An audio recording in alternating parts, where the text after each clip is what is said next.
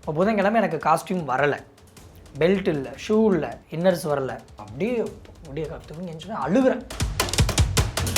Lungs எல்லாம் அரிக்கப்பட்டிருக்கு, பயங்கர காஃபு. எனக்கு பிபி வந்து 45 அந்த ரேஞ்சில் வந்து நிற்கும். டெய்லி 7-8 பாட்டில் ட்ரிப்ஸ் போடுற சுச்சுவேஷன். அட்மிட் ஆகுது. பெட்டில் படுத்திருப்பேன். இப்படி எந்திரிக்கலான்னு எந்திரிச்சு நிற்பேன். நின்னோடனே அப்படியே சொனங்கி விழுந்துருவேன். இவன் வந்து என்ன பண்ணியிருக்கான்னா, அந்த போர்டு மெம்பருக்கு கால் பண்ணி கலையோட மொபைலை கொடுங்க அப்படின்னு கேட்டிருக்கா. அவங்க என்ன சொல்லியிருக்காங்கன்னா, முடியாது. சரி, அவரோட பேமெண்ட் டீட்டெயில்ஸ் என்ன அப்படின்னு சொல்லி கேட்குறாங்க. அப்போ அவங்க சொல்கிறாங்க, அதெல்லாம் உங்ககிட்ட நாங்கள் ஷேர் பண்ண மாட்டோம், அவர் உங்ககிட்ட பண்ணியிருப்பார்ல அப்படின்னு சொல்கிறான். அன்னையிலேருந்து இன்னைக்கு வரைக்கும் நீ இவ்வளோ பண்ணாலுமே நீ என்னோட பட்டு குழந்தைடா, உன்னை நான் ஒரு குழந்தையாக தான் பார்ப்பேன். நான் சொல்கிறேன், பிரகா நினச்சா அவருக்கு அழகுக்கு நான் வெளியே போனோன்னே எங்களை எல்லாம் வெறுப்பேற்றுறதுக்காக கூட வேற ஒரு பையனை பிடிச்சி வச்சு வீடியோ டான்ஸ் ஆடி ரீல்ஸ் பண்ணி போட்டிருக்கலாமா? தொடர்ச்சியாக உனக்கு எதுக்குடா 3 பிள்ளை, வேறு வேலை ஏழை, அப்போ கலை வந்து என்ன காம கொடுறேன்னா எனக்கு ஒன்றும் அப்படி ஒன்று எனக்கு நான் அரிப்படுத்த ஒன்றும் தெரியல நான். சரிங்களா? ஏன்னா எனக்கு நான் மட்டும் தான் 3 பிள்ளை பெற்றிருக்கேன்னா. முழுக்க முழுக்க ரஞ்சினி எங்கள் அக்கா இருக்கால, அவள் எனக்கு பயங்கர சப்போர்ட்டாக இருந்தால். அவளும் ஒரு ஸ்டேஜுக்கு மேலே ஒதுங்கிட்டான். உன்னை பார்த்து வேஸ்ட்டடா சாமி அப்படின்ட்டான். நான் தூக்கு போடும்போதெல்லாம் கூட விடிய வரைக்கும் இப்படியே உட்காந்து கால் உடையுது எனக்கு. அந்த கால் உடஞ்சதில் அம்மா அக்கா எல்லாருமே வர்றாங்க. அன்னைக்கு யாரும் ₹1 கொடுக்கல. மாமியார் தான் எனக்கு பாத்ரூம்லாம் கழுவி விட்டு என்னை பார்க்குறாங்க. அந்த ப்ராஸ்டியூஷன் வீட்டில் வந்து பிடிச்சது உண்மை தான். என் மேலே ஒரு சந்தேகம் இருந்துகிட்டே இருந்திருக்கும். அதை அந்த இடத்துல அவள் பார்க்கும்போது அவனால் என்ன பண்ண முடியும்? புதிய சிந்தனை நேயர்களுக்கு வணக்கம். மீண்டும் ஒரு முக்கியமான ஒரு கெஸ்ட்டை சந்திக்க போகிறான். முதல்ல நாட்டுப்புற கலைஞன், அதுக்கப்புறம் அகோரி, இப்போ வந்து பிக் பாஸ் கலைஞனாக மாறி இருக்காரு. வேறு யாரும் இல்லை, நம்ம அகோரி கலையசனா, பிக் பாஸ் கலையசனா. கலை வணக்கம். வணக்கம் அண்ணா. பிக் பாஸ் விட்டு வெளியில் வந்தாச்சு. அங்கேயே எனக்கு ஒரு பெரிய ஒரு ஆபத்து வந்துச்சு, ஒரு வீடியோலாம் போட்டு காமிச்சாங்க அப்படின்னு சொன்னீங்க. அது என்ன பிரச்சனை? பிக் பாஸ் விட்டு வெளில வரும்போது ஆசையாக மனைவி குழந்தைய போய் பார்க்க போகலான்னு ஒரு ஆசை இருக்கும். ஆனால் நான் வீட்டுக்கு போகிறதா, இல்லை என் மனைவியை பார்க்க போகிறதா, இல்லை தனியாக தங்கியிருக்க ரூமுக்கு போகிறதா அப்படின்னு யோசனை பண்ணிக்கல. இது என்ன பிரச்சனை? அதாவது நான் வெளியே வரேன், உள்ளே போகிறதுக்கு முன்னாடி நான் சொல்லிடுறேன், எனக்கு வந்து ரொம்ப ஹெல்த் இஷ்யூ ஆயிடுச்சு. ஷூட்டிங் ஸ்பாட்லேருந்து நான் வந்ததுக்கப்புறம் வந்து இங்கே அப்பார்ட்மெண்ட்டில் இருக்கேன். அப்போ அப்பார்ட்மெண்ட்டில் இருக்கும் பொழுது பிரகாவோடைய ரூல்ஸ் அண்ட் ரெகுலேஷன்ஸ்லாம் 1 மாதத்துக்கு முன்னாடியே அக்செப்ட் பண்ணிட்டேன். ஸோ வீட்லேயும் ஜாயின்ட் ஆகிட்டேன். அப்போ அதுக்கப்புறம் தான் பிக் பாஸ் போவேன். ஸோ அப்போ வந்து எனக்கு ரொம்ப ஹெல்த் இஷ்யூ ஆகுது. பயங்கரமான ஹெல்த் இஷ்யூ, சும்மா சாதாரண விஷயம் இல்லை. லங்ஸ் எல்லாம் அரிக்கப்பட்டிருக்கு, பயங்கர காஃபு. எனக்கு பிபி வந்து 45 அந்த ரேஞ்சில் வந்து நிற்கும். டெய்லி 7-8 பாட்டில் ட்ரிப்ஸ் போடுற சுச்சுவேஷன். அட்மிட் ஆகுது. அவள் பிரகா வந்து அட்மிட் பண்ணி ட்ரீட்மெண்ட் பார்த்துட்டு வந்தாலும் மறாவது நாள் இங்கே அவசரவாக்கம் வரும்போது எப்படியாவது ட்ரிங்க் பண்ணிடுவேன். ட்ரிங்க் பண்ணும்போது அகெயின் லோ பிபி ஆகும், பாடி டீஹைட்ரேட் ஆகும். ஸோ பிரகா கையில் காசு இல்லை, என் கையிலே காசு இல்லை. ஏன்னா நான் எடுத்த நான் நடித்த முதல் படத்தில் வந்து ப்ரொடியூசர் நானும் என்ன பண்ணிட்டோம் அப்படின்னா, படம் வெளியே வந்ததுக்கப்புறம் அது எந்த அளவுக்கு வருதோ அதை ஆஃப் வச்சுக்கலாம் அப்படிங்கிற மாதிரி பேசி முடிச்சிட்டோம். ஸோ என்கிட்டையும் காசு இல்லை, பிரகாக்கிட்டையும் சுத்தமாக காசு இல்லை. அப்படிங்கிற சுச்சுவேஷனில் அவகிட்ட இருக்க ஜுவல்ஸ் எல்லாம் வச்சு முடிஞ்ச வரைக்கும் எனக்கு ட்ரீட்மெண்ட் பார்க்குற. சும்மா சாதாரண செலவில் நிறைய செலவுகள் வருது, பயங்கரமாக பார்க்குறேன். ஏன்னா எனக்கு வேறு எப்படியாவது உடம்பை ரெடி பண்ணிடணும். ஏன்னா நம்ம பிபிக்குள்ளே போகிறோம். உள்ளே போயிட்டு ஏன்னா இப்படி பெட்டில் படுத்திருப்பேன். இப்படி எந்திரிக்கலான்னு எந்திரிச்சு நிற்பேன். நின்னோடனே அப்படியே சொனங்கி விழுந்துருவேன் நான். பிபிக்குள்ளே இல்லை, பிபிக்குள்ளே நிறைய தடவை அந்த மாதிரி எனக்கு இதாகும், லோ பிபி ஆகும். ஆனால் நான் விழுக மாட்டேன். நான் எப்படியாவது இறுக்கி பிடிச்சி திருப்பி ஏதாவது ஒரு இடத்துல உட்காந்து குறுகிக்குவேன் நான். ஆனால் இங்கே உள்ளே போகிறதுக்கு முன்னாடி எனக்கு கண்டினியூஸாக ஒரு 10 days இது நடந்துகிட்ருக்கு. சும்மா சாதாரணமாக இல்லை, அப்படியே மயங்கி எங்கேனாலும் விழுந்துருவேன். ரோட்டுக்கு ஒரு அட்மிட் ஆகிட்டு வெளியே வந்துட்டு ஓகே கிளியர் ஆகிடுச்சு அப்படின்னு நினச்சி வீட்டுக்குள்ளே எந்திரிச்சு நிற்கிற அளவுக்கு தெம்பு, வாக் பண்ணுற அளவுக்கு தெம்பு இருக்குன்ற பட்சத்தில் வெளியே போய் பார்ப்போம், டெஸ்ட் ட்ரையல் பார்க்கலாம் அப்படின்னு சொல்லிட்டு வெளியே போனேன்னா பைக் ஓட்டிகிட்டு இருக்கும்போதே அப்படியே பிபி வந்து 45க்கு வந்துடும். ஐயோ, அப்படியே 45ங்கிறது அது கீழே போச்சுன்னா அவ்வளோதான், உயிரும் போயிடும், என்ன வேணால் ஆகலாம். எனக்கு இன்றைக்கி நேரத்தில் ரொம்ப வருஷமாகவே லோ பிபின்னு ஒன்று இருந்துகிட்டே இருக்குது. ஏன்னா அது காரணம் வந்து சாப்பிடாமல் இருக்கிறது, ஆல்கஹால் எடுத்துக்கிறது, தண்ணி அதிகமாக குடிக்கிறது. காரணம் என்னென்னா என்னோடய ஸ்டொமக்கோட டேங்க் கெப்பாசிட்டி வந்து கம்மி. ஆமாம். அப்போ கம்மிங்கும் போது ஒரு 2 கட்டிங் போடும்போது அதுவே எனக்கு வயிறு ஃபுல்லாகிடும். இதுக்கு மேலே நான் தண்ணி எப்படி குடிக்கிறது, ஃபுட்டு எப்படி சாப்பிட்றது? ஸோ அதனால் அதில் ஃபோக்கஸ் பண்ணாமல் இதை ஃபோக்கஸ் பண்ணிட்டேன். ஸோ இந்த மாதிரி வெளியே போகும்போது பைக்கில் போகும்போது மெடிக்கலில் எங்கேயாவது கடையில் எதாவது நின்றுருப்பேன், நிற்க கூட அப்படியே அழுகையே வந்துடும் எனக்கு. ஐயோ இங்கேயே எங்கிட்டாவது விழுந்துட்டோம்னா என்ன பண்ணுறது, எப்படியாவது அப்படி இப்படி இப்படி தலையில் தட்டி என்னென்னமோ பண்ணி கொட்டுவேன். பார்க்குறவன் என்ன நினச்சாலும் பைத்தியம் போல அப்படின்னு நினச்சானா என்னென்னு தெரியல, அப்படி கொட்டுவேன். ஏன்னா கண்ணு இப்படி உள்ளே போயிட்டுருக்கும். அப்படி நீங்கள் 2ஆக தெரிவிங்க, 4ஆக தெரிவிங்க, எந்த இடத்துல விழுந்தாலும் சோலி முடிஞ்சு எனக்கு அந்த மாதிரி இருக்கும். அப்படியே போயிட்டு பிரகாட்ட சொல்லி புலம்புவேன். ஐயோ இல்லை வெளியே போனாலும் லோ பிபி ஆகுது, மறுபடியும் ஆஸ்பத்திரி கூட்டு போய் அட்மிட் பண்ணுவா பாப்பா, முடிஞ்ச வரைக்கும் பார்த்தா அவளும் சொல்லி பார்த்தா முடியல. கடைசியாக பிக் பாஸ்க்குள்ளே கொண்டு போய் பிக் பாஸ் போகிறதுக்கு முன்னாடி கொண்டு போய் உள்ளே விடும்போது இருந்த காசெல்லாம் செலவழிச்சு தான் விட்றா. அதுக்கப்புறம் எப்படி இந்த ஒரு மாதம் ஃபேமிலி ரன் பண்ணாங்கிறது நான் அடுத்து தான் வரணும் இந்த கதைக்கு. ஆனால் இப்படி தான் பிக் பாஸ் பிரகாம் நானும் சேர்ந்ததாகட்டும், பிக் பாஸ்க்குள்ளே போனதாக எனக்கு இருந்த டச்சு, அப்புறம் எப்படி உள்ளே போனது கொண்டு போய் விட்டது வரைக்கும் பிரகா வரவே மாட்டேன்ட்டா. நான் தான் அடம் பிடிச்சி ப்ளீஸ் எனக்கு யாரும் இல்லை நீ வா அப்படின்னு. காரணம் என்னென்னா அந்த டைமில் அம்மாவையோ அக்காவையோ கூப்பிட முடியாது. ஏன்னா சடனாக முதல் நாள் நைட்டு தானே ஃபோன் வைத்தரிச்சுனா நைட்டு 11 o'clock தான் எனக்கு அப்டேட் வருது. அதுக்கு மேலே என்ன பண்ணுறதுன்னு எனக்கே தெரியல. அப்படிங்கிற பட்சத்தில் அப்படி இருந்துமே நான் அம்மாவுக்கும் அக்காவுக்கும் எவ்வளோ ஃபோன் அடிச்சிருக்கேன்னா, அம்மாவுக்கு ஒரு 10-15 ஃபோன் அடிக்கிறேன், அக்காவுக்கு 10-15 ஃபோன் அடிக்கிறேன். 2 பேருமே ஃபோன் எடுக்கல, பண்ணலை. இது என்னுடைய தவறு கிடையாது. அப்படியே நான் சொல்லியிருந்தாலும் காலையில் நான் ஏவிபிக்குள்ளே இருக்கணுன்ற பட்சத்தில் இவங்க பழனியிலேருந்து சென்னை வரைக்கும் இதுக்கு மேலே 11 மணிக்கு 12 மணிக்கு மேலே பஸ் புக் பண்ணி வர்றது சாத்தியம் கிடையாது. குறைஞ்சது அங்கேருந்து இங்கே வர்றதுக்கு 10 மணி நேரம் ஆகும். அது முதல் நாளே நம்ம புக் பண்ணணும் பஸ்ஸு. அப்படிங்கிற பட்சத்தில் ஆனால் கன்வே பண்ணுறேன் யாருக்கு, வீட்டுக்கு நான் போயிட்டு எல்லாம் எடுத்து வச்சுட்டு பிரகாவுக்கு சொல்கிறதுக்காக போகிறேன். அம்மே பிக் பாஸ் வந்துருச்சு தகவல், நான் கிளம்ப போகிறேன் அப்படின்னு லக்கேஜ் எல்லாம் அப்பார்ட்மெண்ட்லாம் தூக்கிட்டு எங்கே போகிறேன், பிரகாட்ட போகிறேன். நான் போயிட்டு விஷயத்த சொல்கிறேன். அப்போ அக்கா கால் பண்ணுறா. அக்காட்ட சொல்கிறேன், அக்கா இந்த மாதிரி பிக் பாஸ் நாளைக்கு போகணுன்ட்டாங்க, நான் உள்ளே போகிறேன் அப்படின்னு நான் சொல்கிறேன். அதுக்கு தான் உங்களுக்கு அவ்வளோ ஃபோன் அடிச்சு ஃபோனே எடுக்க மாட்டேறீங்க அப்படின்னு திட்டிகிட்டு இருக்கேன் நான். ஏன்னா நானே ஒரு பதற்றத்தில் இருக்கேன், என்ன பண்ணுறேன்னு தெரியாமல். இவங்க ஃபோன் எடுக்கல அப்படின்னு நான் திட்டிகிட்டு இருக்கேன். அப்படி இருந்துமே அவங்க அக்காவும் அம்மாவும் இப்போ ஒரு சர்ச்சையை பண்ணி வச்சுருக்காங்க. அம்மாவும் ஃபோன் எடுக்கலை. இந்த மாதிரி கூப்பிட்றேன் அப்படின்னா ஏதோ ஒரு இம்பார்ட்டண்ட்டாக இருக்கும்னு அவங்க எடுத்துருக்கலாம்.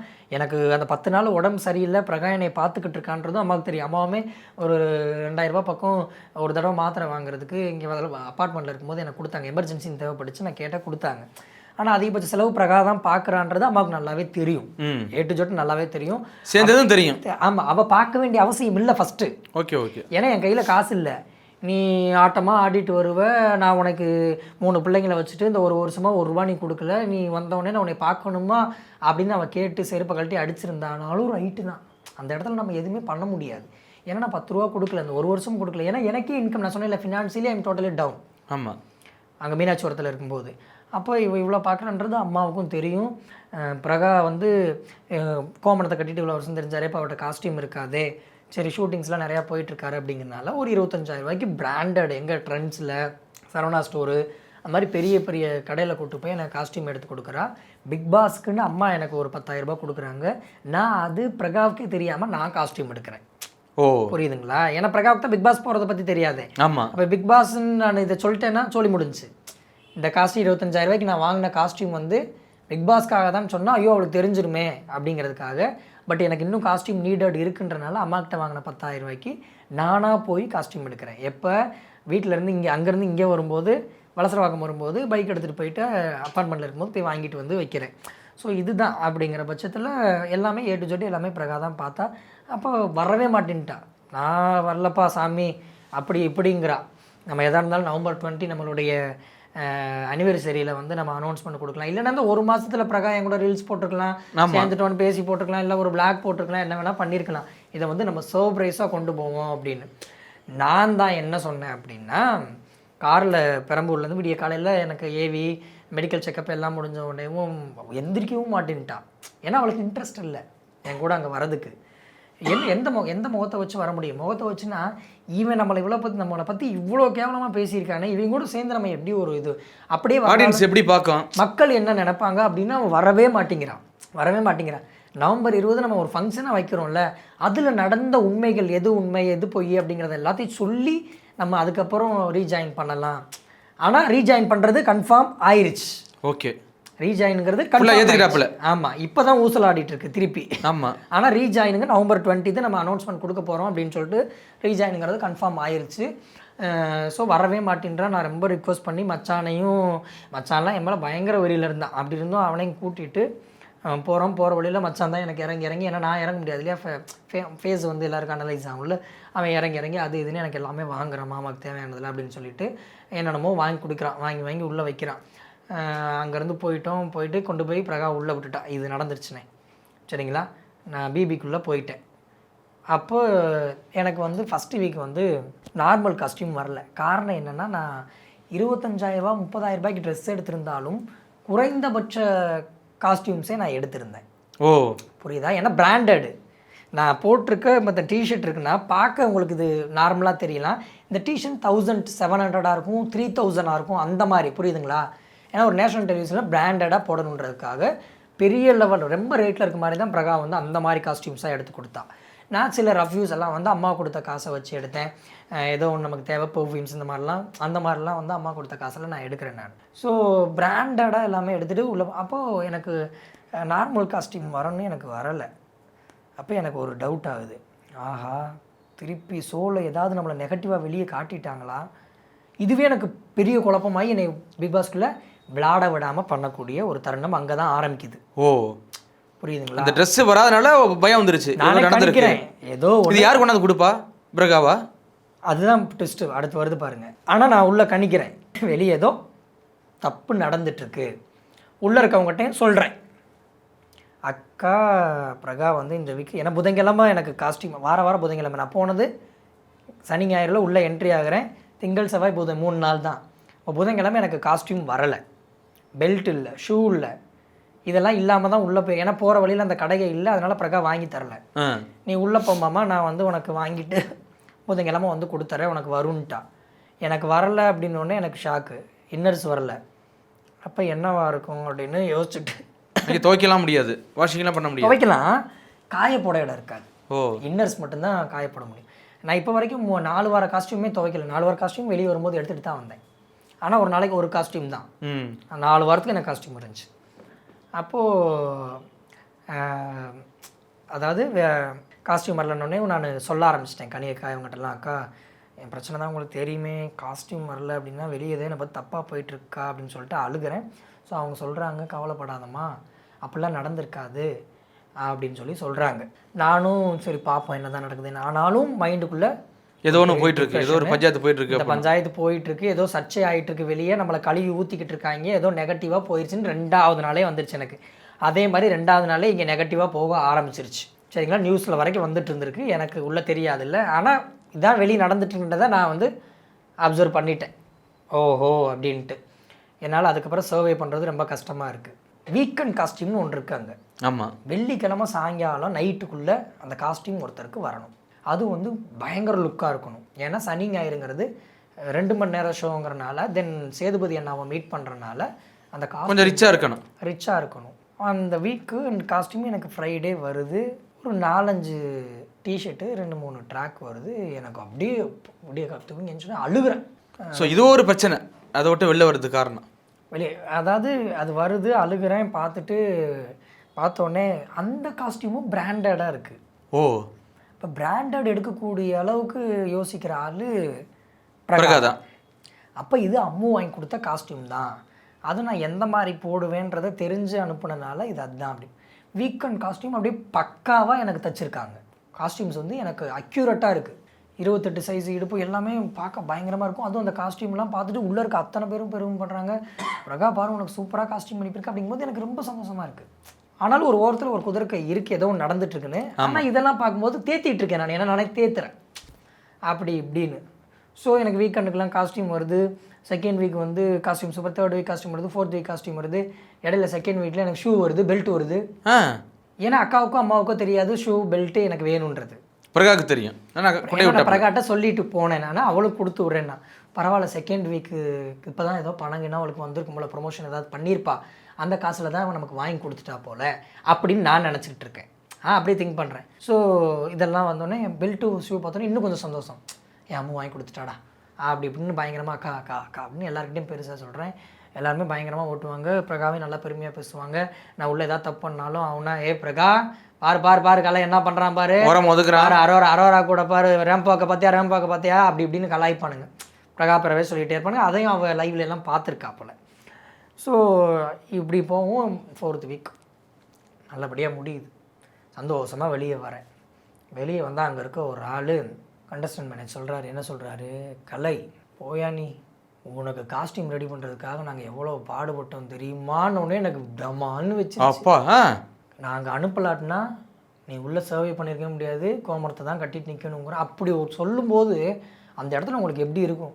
ஏன்னா பொண்டாட்டி நம்மளுக்கு கொடுப்பேன்னு சொல்கிறா, நமக்கு அக்யூரேட்டாக காஸ்டியூம்ஸ் உள்ள 4 வாரத்துக்கும் நம்மளுடைய நிறைவான மனசளவு, நம்ம மனசு நிறைவாகிற அளவுக்கு நமக்கு A to Z எல்லாமே வந்திருக்குங்கிற பட்சத்தில் அங்கே வேலை செய்கிற ஒரு பையன் அவனோட காசையும் போட்டு எனக்கு ஷூ பெல்ட் எல்லாம் வாங்கி கொடுத்துருக்கியான்னு சொல்லும்போது எப்படி இருக்கும்? இதை அறகுறையாக சொல்லிவிட்டு அங்கேருந்து அவன் எஸ் ஆகுறான். உனக்கு காஸ்டியூம் ரெடி பண்ணதுல போதும்னு ஆயிடுச்சு. நீ போட்டுக்க இந்த போட்டு வரையே இந்த ஷூ ஏன் சம்பளத்தில் வாங்கி கொடுத்தேன் ஏங்கிறான். அப்போ பிரகா என்னாச்சு? இப்போ புட்டுக்குச்சா? புரியுதுங்களா? என்னோட அந்த இடத்துல என்னோட ரியாக்ஷன் என்னவா இருக்கும்? இப்போ மனசெல்லாம் படங்குது. அடப்பாவே இந்த 1 வருஷமாக இதுக்கு செய்கிறதுக்காக நான் எவ்வளோ பாடுபட்டேன், என்ன நடந்துச்சுன்னு தெரியலையே, திருப்பி நான் போய் எப்படி சேருவேன்? அவகிட்ட எவ்வளோ நாள் சூசைட் பண்ணுறக்காண்டி ட்ரை பண்ணியிருக்கோம், ஐயோ அம்மு இல்லாமல் நம்மளால் இருக்கவே முடியாதுன்னு எனக்கு கேரமில் உட்காந்துட்டு ஒரே ரொம்ப டிப்ரெஷன் ஆயிடுச்சு. என்னடா பண்ணுறது, அவள் கூட இல்லாமல் நம்ம இனி எப்படி சர்வை பண்ண போகிறோம், என்ன நடந்துச்சுன்னே நமக்கு தெரியலையே அப்படி. இது ஒரு பக்கம். திருப்பி அப்படியே என்னை கூப்பிட்டு போய் விஜய் டிவிக்கான இன்டர்வியூ எடுக்கிறாங்க. அதே வந்து கூப்பிட்டு போய் உள்ள செட்டுக்குள்ளே எடுக்கிறாங்க. எனக்கு கொடுக்க இன்ட்ரெஸ்ட்டே இல்லை. ஏன்னா மைண்டெல்லாம் அங்கே தான் இருக்குது. என்னாச்சு ஃபேமிலி, என்னாச்சு, ஏன் வரல? எவிக்ட் ஆகி வந்த சந்தோஷம் டோட்டலாக போயிடுச்சு. ஏன்டா எவிக்ட் ஆகி வந்தோம், திருப்பி உள்ளே ஓடிடலாம் போல். வெளியே இப்போ இருந்து இந்த சர்ச்சையெல்லாம் பார்த்து படாத பாடுபடுறதுக்கு உள்ளேயே இருந்துருவோம், பேசாமல் பிக் பாஸ்குள்ளேயே ஒரு வேலை செஞ்சிடலான்ற அளவுக்கு எனக்கு மனநிலை வந்துருச்சு. என்னால் என்ன பண்ணுறதுனே தெரியல. திருப்பி இன்டர்வியூ முடிஞ்சோடனே கேரவுனுக்கு அனுப்புகிறாங்க. கேரவுனில் போய் உட்காருறேன். அப்போ ஒரு போர்டு மெம்பர் ஒருத்தவங்க வராங்க. அந்த போர்டு மெம்பர், நான் என்ன நினச்சேன்னா அன்னன்னைக்கு சேலரி அன்னன்னைக்கே போட்டுருவாங்க. பிரகா வந்து இப்போ நீ செலவு பண்ணுற பணத்தை நீ எனக்கு வர்ற அமௌண்ட்லேருந்து நீ எடுத்துக்கன்னு நான் சொல்லிட்டு தான் போகிறேன். செக் லீஃப் கொடுக்குறேன்றேன். அது சடனாக வந்தனால என்னால் செக் லீஃப் கொடுக்க முடியல அவளுக்கு. என் மொபைலுமே வந்து நான் இலங்கையில் ஒரு தடவை போயிட்டு என் ஏடிஎம் கார்டெலாம் உடச்சிட்டு வந்தனால ஏடிஎம் கார்டு இல்லாமல் போயிடுச்சு. என் பேங்க்கும் நம்ம ஃபீனிக்ஸ் அக்கௌண்ட்டு, கிராமியபுரம் அகாடமி அக்கௌண்ட்டு, என்னோடய பர்சனல் அக்கௌண்ட் எல்லாம் ஒரே நம்பரில் இருந்தனால பேங்க்லேருந்தும் லாக் பண்ணிட்டாங்க. ஸோ இவ்வளோ இது இருக்குது. இவள் வந்து என்ன பண்ணியிருக்கான்னா அந்த போர்டு மெம்பருக்கு கால் பண்ணி கலையோட மொபைலை கொடுங்க அப்படின்னு கேட்டிருக்கா. அவங்க என்ன சொல்லியிருக்காங்கன்னா முடியாது, ஏன் அவர் சொல்லணும். இவங்க வந்து கண்டஸ்டன்ட் எங்ககிட்ட மட்டும்தான் டீல் பேசுவாங்க, யாருக்கிட்டே பேச மாட்டாங்க. ஓகே. அப்போ கலையோட மொபைலை கொடுங்க அப்படின்னு அவங்க கேட்குறாங்க. இவங்க வந்து கலை சார் சொன்னால் தான் நாங்கள் கொடுக்க முடியும், அவர் சைன் பண்ணி கொடுத்தா தான் நாங்கள் கொடுக்க முடியும் அப்படின்றாங்க. அப்போ இவன் வந்து வாக்குவாதம் பண்ணியிருப்பேன். நார்மலாக தான் பேசியிருக்கா, என்னென்னவோ கேட்டு பார்த்துருக்கா, அவங்க கொடுக்கல. சரி அவரோட பேமெண்ட் டீட்டெயில்ஸ் என்ன அப்படின்னு சொல்லி கேட்குறாங்க. அப்போ அவங்க சொல்கிறாங்க அதெல்லாம் உங்ககிட்ட நாங்கள் ஷேர் பண்ண மாட்டோம், அவர் உங்ககிட்ட பண்ணியிருப்பார்ல அப்படின்னு. ஸோ நான் கிளம்பி அந்த 11 மணிக்கு சொன்னதுக்கப்புறம் நான் அக்ரிமெண்ட் எடுத்து படிச்சுட்டு அவளுக்கு ஒன்று ஒன்றா எக்ஸ்பிளைன் பண்ணிகிட்ருக்கேன், இதுதான் என் பேமெண்ட்டு அப்படின்னு. நான் நினச்சேன் டெய்லி போட்டுருவாங்க போல் அப்படின்றது தான் என்னோடய தாட். எனக்கே கேமுக்குள்ளே போனதுக்கப்புறம் தான் கெமி இவங்கெல்லாம் சொன்னாங்க அப்படிலாம் ஷோவில் தரமாட்டாங்க, ஷோவை விட்டு வெளியே வந்து 45 நாள் கழிச்சு தான் பேமெண்ட்டே வாங்க அப்படிங்கிற விஷயம் எனக்கு அதுக்கப்புறம் தான் தெரிய வருது. ஐயோ என்ன பண்ணுறாளோன்னு நினச்சி அதுக்கப்புறம் டிப்ரெஷன் இதை நினச்சி அழுக ஆரம்பிச்சிட்டேன், புலம்ப ஆரம்பிச்சிட்டேன். ஐயோ பிள்ளை காசுக்கு என்ன பண்ணுறாளோ, பிள்ளைகளை பார்க்க, ஏன்னா காசு இல்லாதனால தான் ஸ்கூல் கூட அனுப்பாமல் வச்சுருந்தாலும் என்னென்னு தெரியல. இருந்த காசையும் எனக்கு செலவழிச்சிட்டா, ஃபுல்லாக மெடிக்கல் செலவு அது இதுன்னு பார்த்துட்டு இப்படி பண்ணிட்டான். என்ன பண்ணுறாலும் இது அதை விட பெரிய டிப்ரெஷன் ஆகிடுச்சு, மன உளைச்சல் ஆகுது. அப்படிங்கிற பட்சத்தில் இவங்க வாக்குவாதம் பண்ணி அமௌண்ட்டும் அவங்க கொடுக்க மாட்டேன், இதெல்லாம் அவர் சொல்லலையாங்க அப்படி இப்படிங்கும்போது இவன் என் ப்ரொமோவில் வந்து நீங்கள் எப்படி என்னோடய வீடியோ போடுவீங்கன்னு அவள் கேட்க ஆரம்பிக்கிறான். காரணம் புரிய வைக்கிறா எதுக்காக அப்படின்னு. ஏங்க நீங்கள் ஒரு பொண்டாட்டிங்க, அதனால தாங்க நாங்கள் ப்ரொமோவில் வந்து உங்கள் வீடியோவை எடுத்து போட்டோம் அப்படின்னு அவங்க போட் டீம் சொல்கிறாங்க. போட் டீம் வந்து கன்வே பண்ணுறாங்க. ஏங்க இப்போ அப்போ இவ கேட்குறா, இப்போ மட்டும் பொண்டாட்டின்னு உங்களுக்கு தெரியுதாங்க, நான் ஃபோன் கேட்டால் தர மாட்டேங்கிறீங்களா, என் புருஷன் ஃபோனை தானங்க நான் கேட்குறேன், என் புருஷன் பேமெண்ட்டை தானங்க நான் கேட்குறேன் அப்படின்னு அவள் கேட்குறா. பட் ஆனால் அதில் பிபியில் ரூல் இது தான் அப்படிங்கிறது. பட் இவங்க இப்படி பேசவும் அவளும் உதர்க்கமா இது ஒரு பிரச்சனை போயிருக்கு. இது அவங்க சொன்ன உடனேவும் எனக்கு ஐயோன்னு ஆகிப்போச்சு. இது ஒரு பஞ்சாயத்தா, இது ஒரு பஞ்சாயத்து இருக்கா அப்படின்னு. இவங்க இப்படி எஞ்சி போன உடனேவும் அடுத்து ஒரு குண்டு போடுறதுக்கு அதே பையனே வர்றாப்புல வந்துட்டு கபடி லைட்டாக கேரவனை திறந்து தயவு செஞ்சு உள்ளே வாயா, எனக்கு கிளியராக சொல்லி, எனக்கு கையும் ஓட மாட்டேங்குது காலும் ஓட மாட்டேங்குதுன்னு சொல்கிறேன். உள்ளே வந்து அந்த பையன் சொல்கிறாப்புல, உங்கள் மனைவி இங்கேருந்து போனதுலேருந்து அதுக்கப்புறம் ஃபோனே எடுக்கலை, யார் ஃபோனே எடுக்கலை, உங்கள் அக்காவை எங்கள் அம்மாவே நாங்கள் தான் ஃபோன் போட்டு வர வச்சு காஸ்டியூமெல்லாம் உனக்கு வர வச்சோம். என்னோடய மேக்கப் ஆர்டிஸ்ட் ரோஹிணின்னு ஒரு பொண்ணு இருக்குது, பர்சனல் மேக்கப் ஆர்டிஸ்ட். அந்த பொண்ணு தான் காஸ்டியூம் டிசைனர் ஒருத்தனை அரேஞ்ச் பண்ணி உனக்கான வீக்கெண்ட் காஸ்டியூம்ஸ் எல்லாம் நாங்கள் ரெடி பண்ணி உனக்கு அனுப்பியிருக்கோம்.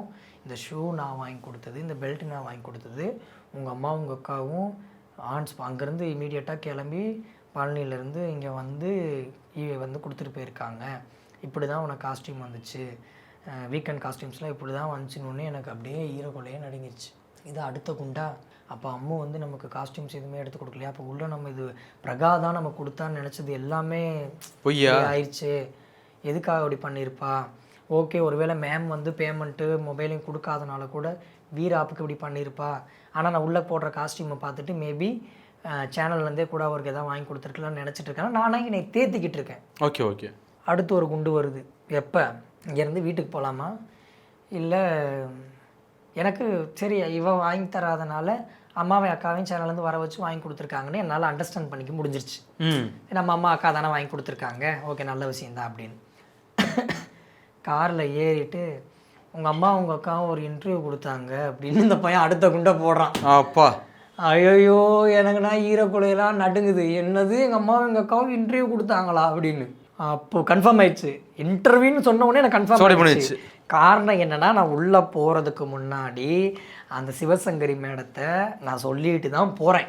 எப்படி பிபிக்குள்ளே என்ட்ரி ஆகிறது முன்னாடி கேரவனில் உட்காந்து அவங்க ஃபோனை பேசுகிறேன் நான். கேரவனில் உட்காந்து, ஏன்னா அவங்க எனக்கு ரொம்ப வேண்டப்பட்ட ஒரு க்ளோஸான ஒரு பர்சனு. சரி, ஆமாம், நம்ம என்கிட்ட பலமுறை சொல்லியிருக்கீங்க. அதனால அவங்கக்கிட்ட பேசுகிறேன். அப்போ நான் சொல்கிறேன். அப்போ அவங்க சொல்கிறாங்க, நீ வெளியே வந்ததுக்கப்புறம் எனக்கு பேட்டி கொடுக்கலை அப்படின்னா பண்ணலாம் மேடம் அப்படின்னு நான் சொல்லிகிட்டு இருக்கேன். அப்போ இவங்க அக்கா அம்மாவெல்லாம் எடுக்கலாம்னா, மேம் தயவு செஞ்சு வேண்டாம், ஏதாவது பிரச்சனையை கிளப்பிடாதீங்க அப்படின்னு வார்னிங் மாதிரி தான் சொல்லிட்டு போகிறேன். ப்ளீஸ் மேடம் ரிக்வஸ்ட்டாகவும் சொல்லிட்டு போகிறேன். அப்புறம் கூப்பிட்டு எடுக்கணும், எடுத்துடாதீங்க அப்படிங்கிறேன். பிபிக்குள்ளே இருக்க கலையை பற்றி இப்போ போடும்பொழுது சேனல்ஸ் கூட ட்ரெண்டாக அவங்க ஸ்ட்ராட்டஜிக்கு ஓகே. பட் அவங்க கான்டாக்டில் எப்படி தெரியும்? மேம் எனக்கும் ரொம்ப க்ளோஸ் தான். அவங்க எப்படி மேம் எப்படி அம்மா அவங்களுக்கு தெரியுமா? இந்த சர்ச்சையில் மேம் சிவசங்கரி மேடம் தானே எனக்கு சப்போர்ட் பண்ணி கோர்ட்டு கேஸு போலீஸ் செலவு அதெல்லாம் பண்ணனால அப்போ அம்மா அவங்க வீட்டில் தான் போய் தங்கியிருந்தோம். சிவசங்கரி மேம் தான் அடைக்கலம் கொடுத்து அங்கே வீட்டில் தங்க வச்சு எங்களுக்கு எல்லாமே பார்த்து செலவெல்லாம் ஒரு எப்படி பார்த்தாலும் ஒரு 1.5 லட்ச ரூபா பக்கம் செலவு பண்ணியிருப்பாங்க. சரி, மொத்தமாக அது இதுன்னு நான் கேட்குற பணம்லாம் கொடுத்தாங்க. அதெல்லாம் அவங்க சேனல்லேருந்து எனக்கு வாங்கி மேனேஜ்மெண்ட்லேருந்து கொடுத்தாங்க. ஸோ அவங்க வந்து இந்த சொன்ன உடனே அந்த இன்டர்வியூ கொடுப்பா ராஜா அப்படின்னு வாங்கி அந்த இன்டர்வியூ பார்த்தா எங்கள் அம்மா எடுத்தோடனே ஒரு வார்த்தை, அனாதைன்னு சொன்னான், நானும் ஒரு அனாதை அப்படின்னு எங்கள் அம்மா கேட்குறாங்க. இதை வச்சு நேற்று இதனால் என்ன ஸ்ட்ரகிள்ஸ்லாம் வருதுன்னு பாருங்கள். பிரகா ஒரு பக்கம் புட்டுக்கிட்டாலா, ஏன்னா என்னன்னே தெரியாமல் இவ புட்டுக்கிட்டா. அவள் ஒரு வீடியோவை கொடுத்துருக்கா, பதிலுக்கு ஒரு வீடியோ. அதில் கலை வரட்டும் என்னன்னு முடிவு எடுத்துகிட்டு அவர் கூட வாழ்கிறதா வாழ வேணாமா நான் முடிவு பண்ணுறேன்னு இவ இப்படி சொல்லிட்டா. இது ஒரு வீடியோ இவ போட்டிருக்கா, இவ சேனலில் போட்டிருக்கா. அதை எடுத்து இந்த யூடியூப் சேனல்காரங்க ஊராம் போட்டு அதையும் வைரல் பண்ணி வச்சுருக்காங்க. இங்கே எங்கள் அம்மாவும் எங்கள் அக்காவும் பேசுகிறது பயங்கர வைரலில். இல்லை அது என்ன தான் அவங்க தப்பாக பேசியிருக்காங்க, பிரகாவை பற்றியும் இல்லை உங்களை பற்றியும்? இல்லை அவங்க அதில் என்ன பேசினாங்க அப்படிங்கிறதெல்லாம் செகண்டரி. எனக்கு அதெல்லாம் இல்லை. கலை நான் பிபிக்குள்ளே இருக்கும்போது அது இதை பற்றி பேச வேண்டிய அவசியம் கிடையாது. பிரகா வந்து எந்த அளவுக்கு ஒரு மெச்சூர்டாக அவர் வரட்டுங்க, அவங்க பேசிட்டாங்க. அவன் என்ன கேட்குறா, அவங்க பையனை பற்றி பேசுங்க, உங்களுக்கு உரிமை இல்லைன்னு சொல்லவே இல்லை. ஏன் குழந்தைங்களை பற்றியும் என்னை பற்றியும் பேசுகிறதுக்கு என்ன ரைட்ஸ் இருக்குது? அதில் அம்மா கூட ஒரு வார்த்தை விட்டுருக்காங்க. அம்மா வந்து இது வரைக்கும் என்கிட்ட பணமெல்லாம் பெருசாக கேட்டு இது பண்ணி அப்படிலாம் இது பண்ணதில்லை, உன் பணமெல்லாம் எனக்கு வேணாண்டா அப்படின்வாங்க, அந்த மாதிரி பேசியிருக்காங்க. ஆனால் அவங்க அப்படி இருக்கிற மாதிரி மற்றவங்கள வந்து குறை சொல்லக்கூடாது. பிரகா வந்து பணத்துக்காக தான் இது பண்ணியிருப்பா. இப்போ பிபிலேருந்து வெளியே வந்தோடனே அவங்களுக்கு பணம் வரும், 2 பேர் சேர்ந்து ஆட்டம் போட்டு இது பண்ணுவாங்க, கடைசியில் பிரச்சனை ஏன்ட்டு வரும். இதெல்லாம் தேவையற்ற பேச்சு. அப்போ பிரகா வந்து பணத்துக்காக தான் சேர்ந்தான்றதை எங்கள் அம்மாவே கன்வே பண்ணும்போது தப்பாக தான் போகுது, இது நெகட்டிவாக போகும். அப்போ பையனோட வாழ்க்கையை வந்து பணத்துக்காக 2 பேர் இருக்காங்களா அப்படிங்கிற ஒரு கான்செப்ட் வந்துருதுல. 2 பேர் இருக்காங்கிறதோட கலைய வேணான்னு சொன்ன பிரகா பணத்துக்காக தான் திரும்ப சேர்ந்துட்டாங்க. ஏற்கனவே நீங்க பிபி போறதுக்கு முன்னாடி அந்த வீடியோ வந்துச்சுல, அப்பே பாரு பிபி போறானோ டக்குன்னு ஒன்று சேர்ந்துட்டா அப்படின்றது பணத்துக்காக தான் இப்போ ஒன்று சேர்ந்துருக்காங்க. அதாவது நானுமே வந்து பிரகா என்னோட சர்ச்சையில் ஒரு கண்டென்ட் ஒன்று நான் கொடுத்துருக்கேன். அதை இப்போ தான் நான் வெளிப்பட சொல்கிறேன். பிரகாவுக்கு வந்து 40 லட்சம் நான் கொடுத்துட்டு தான் போனேன்னு சொன்னது என்ன நியாயப்படுத்திக்கிறதுக்காக நான் உருவாக்கின கண்டென்ட். ஓ, அப்போ கொடுக்கலையா? ஆமாம், கொடுக்கல. அதாவது சம்பாதிப்போம், நம்ம இன்டர்வியூல சொல்லியிருக்கேன். ஆமாம், சம்பாதிப்போம், குடும்பத்தை நடத்துவோம், அவ்வளோதான். சேவிங்ஸ் எல்லாம் ஒன்றுமே கிடையாது. சரிங்களா? என்ன நியாயப்படுத்திக்கிறதுக்கு யாராக இருந்தாலும் அப்படி தானே பண்ணுவோம். நம்ம ஐயோ நம்ம சைடில் இதாயிரும் நெகட்டிவ் ஆயிரும் அப்படிங்கிறதுக்காக நியாயப்படுத்திக்கிறதுக்காக பண்ணுவோம். அந்த இடத்துல பிரகாவை நான் இந்த கண்டென்ட் கொடுத்துருப்பேன். 2வது ஒரு கண்டென்ட் நம்ம சேனல்லே கூட கொடுத்துருப்பேன். 25,000 இருந்தால் நான் யார் கூடனாலும் போவேன் அப்படின்னு சொன்னதும் நான் உருவாக்கின கண்டென்ட் தான். ஓ சரிங்களா? பிரகா அப்படி இது பண்ண கிடையாது, அவள் பணப்பேயும் கிடையாது. அதுக்கு என்ன ரீசன்றதை நான் சொல்கிறேன், நீங்களே யோசிச்சு பாருங்கள். இப்போ ஆண்டனினாவும் கூட வந்து இருந்திருக்கீங்க, அதை யோசிச்சு பாருங்கள். ஸோ அம்மா இப்படி சொன்னது எனக்கு ரொம்ப மன உளைச்சல் ஆயிடுச்சு. I'm totally disappointed. என்னடா திருப்பி இப்போ தான் வளரலான்னு நினச்சி வரும்போது வெளியேருந்து எங்கேயும் பிரச்சனை வரல, இங்கே இவங்களுக்குள்ளே இருக்க பிரச்சனை. நான் வெளியே வந்ததுக்கப்புறம் கூட அம்மா என்கிட்ட பேசிட்டு என்னடா இப்படி அப்படின்னு ஏதாவது பேசி கூட அதை கிளியர் பண்ணிவிட்டு, இல்லை இது ஃபேமிலிக்குள்ளேயே நடக்கிற பிரச்சனை, ஃபேமிலிக்குள்ளேயே முடிச்சிருக்கலாம், அகெயின் பிக் பாஸ்க்குள்ளே போயிட்டு வெளியே வந்து என் லைஃப் நல்லாயிருக்கும் அப்படி தானே யோசிக்கணும். ஆமாம். அப்போ இங்கே ஒரு விஷயம் இப்படி கொடுக்கும்போது அவன் எங்களை பார்க்க மாட்டான், மேடையில் ஏற்ற மாட்டான். அப்படிங்கும்போது ஒரே ஒரு உதாரணம் தான், பிரகாவை எந்த மேடையில் ஏற்றி நீங்கள் பார்த்துருக்கீங்க? ஏதாவது வீடியோவில் வெளியே ரிலீஸ் ஆகிருக்கா? பிரகா கூட தானே ஒருவேளை அந்த பிக் பாஸ்ல பிரகாவை மட்டும் கூட்டி போனாலும் கொஞ்சம் ஈகோ பிரச்சனை வந்துருக்கா? பிரச்சனைனா ஏன்ட்ட வர்றான், இல்லைன்னா பாருப்பா பிக் பாஸ் போறேன்னா டக்குன்னு பொண்டாட்டி சொல்கிறேன். இப்போ பிரகா வந்து அன்னைக்கு கூட்டு போயிருக்கேன்னா அன்றைக்கி எனக்கு வேறு யாருமே இல்லையா அந்த இடத்துல, யாரை கூட்டு போகிறது? நான் 12 மணிக்கு மேலே சொன்னாலும் இவங்க நான் அந்த டைமில் கிளம்பி காலையில் 9 மணிக்கு அங்கே இவிபிக்குள்ளே உள்ளே வர முடியுமா? வாய்ப்பு இல்லை. உள்ளே போக முடியுமா? உங்களுக்கு தெரியுமா? உள்ளே போகும்போதே இன்க்ளூடிங் என்னோட ஃபோன்லேருந்து ஃபோனெல்லாம் ஜப்தி பண்ணிடுவாங்க, யாருக்கும் நீங்கள் காண்டாக்ட் பண்ண முடியாது. அப்போ இப்படி ஒரு சூழ்நிலை வரும். அப்படிங்கும்போது எப்படி நம்ம கூப்பிட முடியும்? ஏன் அன்றைக்கி நான் உள்ளே பிக் பாஸ்க்குள்ளே போகிற அன்றைக்கி எங்கள் அம்மாட்ட பேசிகிட்டு இருக்கேன். ஓ கேரவுண்டில் உள்ளே போனோடனே நான் பேசுகிறேன், சரி இன்னும் கொஞ்சம் நேரத்தில் வீடியோ காலில் வரேமான்னு சொல்கிறேன். அப்புறம் தான் செல்லை பிடிங்கிட்டு போகிறாங்க. இல்லை அதுக்கப்புறம் ஏன் அப்படி ஒரு பேட்டி தரேன்னா அதுதான் எனக்கு புரியலை. ஏன் என் அம்மாவே வந்து இப்படி கொடுத்துட்டாங்க அப்படிங்கிறது. இல்லை ஒருவேளை இனிமேல் ஒய்ஃபோட சேர்ந்துட்டான் நம்மளை மறந்துடும் அப்படிங்கிற ஒரு ஈகோ வந்துருக்குமா? அப்படி வாட் எவர் இட் இஸ். அதுக்கு நான் என்ன கேட்குறேன் அப்படின்னா, உங்களோட ஈகோ அப்படிங்கிற பிரச்சனை, உங்களுக்கு வெற்றியோ தோல்வியோங்கிற பிரச்சனை இல்லை, என்னோட வாழ்க்கையை ஏன் கெடுக்குறீங்க? உங்களுக்கு புரியுதா? இன்னும் நடுவில் நான் எப்படி மாட்டி நான் தப்பு பண்ணேன் தான், நான் ஒரு பேட் எக்ஸாம்பிள் தான். ஏன் நான் திருந்தி வாழக்கூடாதா? தப்பு பண்ணாதவங்க இங்கே இல்லவே இல்லையா? இப்போ நான் ஒரு கொலைகாரனே, ஒரு கொலையை பண்ணிட்டேனே, நான் உள்ளே போய் ஜெயிலில் இருந்துட்டு வரேன்னே, ஒரு பயங்கரமான ஒரு பணம், சரி நான் கொலை பண்ணதே அந்த பணத்துக்காக தான் கொலை பண்ணி ஒரு 100 கோடி ரூபா வச்சுருக்கேன். அந்த 100 கோடி ரூபா வச்சு நான் ஒரு ட்ரஸ்ட் ஆரம்பித்து பயங்கரமாக சர்வீஸ் பண்ணிகிட்ருக்கேன். கொலை பண்ணவே இன்றைக்கி சர்வீஸ் பண்ணிகிட்ருக்கேன்றதுனால நான் நல்லவனா? நான் கரெக்டாக இல்லையா நான் கேட்குறது? அப்போது ஒரு நாட்டுப்புற கலைஞராக எவ்வளவோ போராடி என்னென்னமோ பண்ணி எவ்வளோ சேவை பண்ணியிருக்கேன். அகோரின்னு ஒரு தவறான பாதையை தேர்ந்தெடுத்துட்டேன். அதை தவறுன்னு திருத்தி எல்லாத்தையும் இது பண்ணிவிட்டு திருப்பி குடும்பம் குழந்தைங்க ஒரு நல்ல குடும்பஸ்தனாக வாழணும், ஒரு நாட்டுப்புற கலைஞராக பயணிக்கணும், திருப்பி வரதில் தப்பு இல்லையே. எனக்கு மூவி சான்ஸ் நீ அதுக்கப்புறம் என்னோடய லைஃபே மாறும்னு நினச்சி தானே நான் பிக் பாஸ்குள்ளெல்லாம் போயிட்டு வந்து வர்றேன். அப்போ இங்கே வெளியே வரும்போது இப்படி ஒரு பிரச்சனை நடந்திருக்கும் போது நான் எனக்கு என்ன ஒரு பெரிய டிசப்பாயிண்ட் ஆச்சுன்னா, ஏன் இப்போ பிரகா வந்து போட்டிருக்கா அவர் வெளியே வரட்டும் இதுக்கான முடிவு கிடைக்கட்டும் அப்படின்னு, அந்த மாதிரி ஏன் அம்மாவும் அக்காவும் யோசிக்கலை? இன்ஸ்டாவில் வதன்னு போட்டு வச்சுருக்காங்க வீடியோ. இன்றைக்கி பிக் பாஸ்லேருந்து கால் வந்துச்சு, தம்பிக்கு ட்ரெஸ் வேணும்னு சொல்லி, இன்றைக்கி பிக் பாஸ் தம்பிக்காக இன்றைக்கி ட்ரெஸ் எடுக்க போகிறோம், அது ஒரு ரீல், தம்பிக்காக அதை பண்ண போகிறோம், இதை தம்பிக்கு சப்போர்ட்டுக்கு. யார் இந்த வீடியோ போட்டது? யார்? அக்காவா? அக்கா அம்மா அந்த மாதிரி. ஒருவேளை இந்த பிரச்சனையோட பெருசாக கோபம் வந்திருக்கும்ல பிரகாவுக்கு? இருக்கலாம். அப்போ இவங்க பதிவு பண்ணுறது என்ன, இப்போ பிரகா எங்கே போனாங்கன்னு தானே கமெண்ட்டில் கேட்பாங்க. ஆமாம், ஏன்னா உள்ளே போகிறதுக்கு முன்னாடி சேர்ந்த மாதிரி போட்டிருக்கோம். அப்போ பிரகா வரல, பிரகா ஏன் வீடியோ பண்ணல, ஏன் பிரகா கலைக்கு ஓட்டு கேட்கல அப்படின்னு மக்களுக்குள்ளே பல கேள்விகள் எழும்பும். கண்டிப்பாக. ஏன் அக்காவும் அம்மாவும் தான் பார்த்துட்டு இருக்காங்க, அப்போ அன்றைக்கி சேர்ந்தேன்னு போட்டாங்களே, இந்த ஒரு வருஷமாக தானே கலை வந்து அக்காவும் அம்மா கூடயும் கூட இருக்காரு, ஆனால் இவங்க மட்டும் வீடியோ போட்டுட்ருக்காங்க, பிரகா எங்கே போனாங்க? அப்போ இப்போ மக்களை சிந்திக்க வைக்கிறதுக்கான ஒரு இதுதான் இது. என்னோடய பெர்ஸ்பெக்டிவில், என் பெர்ஸ்பெக்டிவில் இதுதான் உண்மை. அப்போ மக்கள் பெர்ஸ்பெக்டிவில் நானே இப்படி பார்க்கும்போது மக்கள் மத்தியில் எப்படி பார்த்துருப்பாங்க? அப்போ அவளுக்கு எவ்வளோ டிப்ரெஷனாக இருந்திருக்கும், கையில் காசு இல்லை 3 குழந்தைங்களே வச்சு இவ்வளோ தூரம் பார்த்துருக்கா அப்படிங்கிற பட்சத்தில் அவளுக்கு பெரிய டிப்ரெஷனாக இருந்திருக்கும் ஒன்றா. ஸோ தம்பிக்கு போய் ட்ரெஸ் எடுத்துகிட்டோம், இந்த எடுத்துட்டவங்க இன்றைக்கி கொடுக்க போகிறவங்க அப்படி அவள் எனக்கு ஓட்டு கேட்டும் சப்போர்ட் பண்ணி போட்டிருக்கா. சகிலா என்னை நெகட்டிவாக பேசுனதை வச்சு கலை யாருன்னு காட்டுங்கன்னு பாசிட்டிவாகவும் போட்டிருக்கா. இதெல்லாம் நீ பண்ணலாம், பட் ஃபேமிலி மேட்ரு, குழந்தைங்க மேட்ரை வச்சு பேசணுங்கிறது அவசியம் கிடையாதுன்னு நான் நினைக்கிறேன். அது தவறு தான். நான் வெளியே வந்ததுக்கப்புறம் என்ன எதுன்னு ஃபோனில் டிஸ்கஸ் பண்ணல, நேரில் பார்த்து டிஸ்கஸ் பண்ணி அப்புறம் கூட பிரகாவுக்கு. அதுக்கப்புறம் அம்மாட்டையும் அக்காட்டையும் பேசுனீங்களா? நான் இப்போ வெளியே வந்து இன்னும் நான் ஃபோன் போட்டு கூட பேசலை. பேசியிருக்கலாமே, ஏமா அப்படி போட்டீங்க? மன உளைச்சல் வந்து பயங்கரமாக இருந்துச்சு. எங்கள் அம்மா தெரிஞ்சுக்கணும் ஏன் கலை பேசலை. எனக்கு என்னென்ன ஏன் மீடியாவில் வந்து பேசுனீங்க? என் லைஃப் மேட்ரு தானே அது. நான் இந்த 1 வருஷத்தில் குடிச்சிட்டு எவ்வளோ அழுதுருப்பேன் எங்கள் அம்மாட்ட போய். தயவு செஞ்சு அவளை சேர்த்து வைங்கம்மா, அவள் இல்லாமல் என்னால் இருக்க முடியாதுமா அப்படின்னு நான் எவ்வளவோ அவங்ககிட்ட போய் நான் கெஞ்சிருப்பேன். நான் எங்கள் அக்காட்ட கெஞ்சிருப்பேன், மடியில் படுத்து அழுவேன். நான் எனக்கு என் பொண்டாட்டி பிள்ளைங்க இல்லாமல் இருக்க முடியல, என் பிள்ளைங்க வாய்ஸை கேட்டு அழுவேன். நான் எவ்வளோ குடிச்சா அவங்களால என்னை அடக்க முடிஞ்சிச்சா? ஒன்றும் இல்லை, இந்த ஒரு வருஷம் எங்கள் அம்மாவை எங்கள் அக்காவை என்னை பார்க்குறாங்கன்ற பட்சத்தில் நான் குடிச்சிட்டு அவ்வளோ அழப்பறப்பேன். என்னோட குடியை கண்ட்ரோலே பண்ண முடியாது அவங்களால.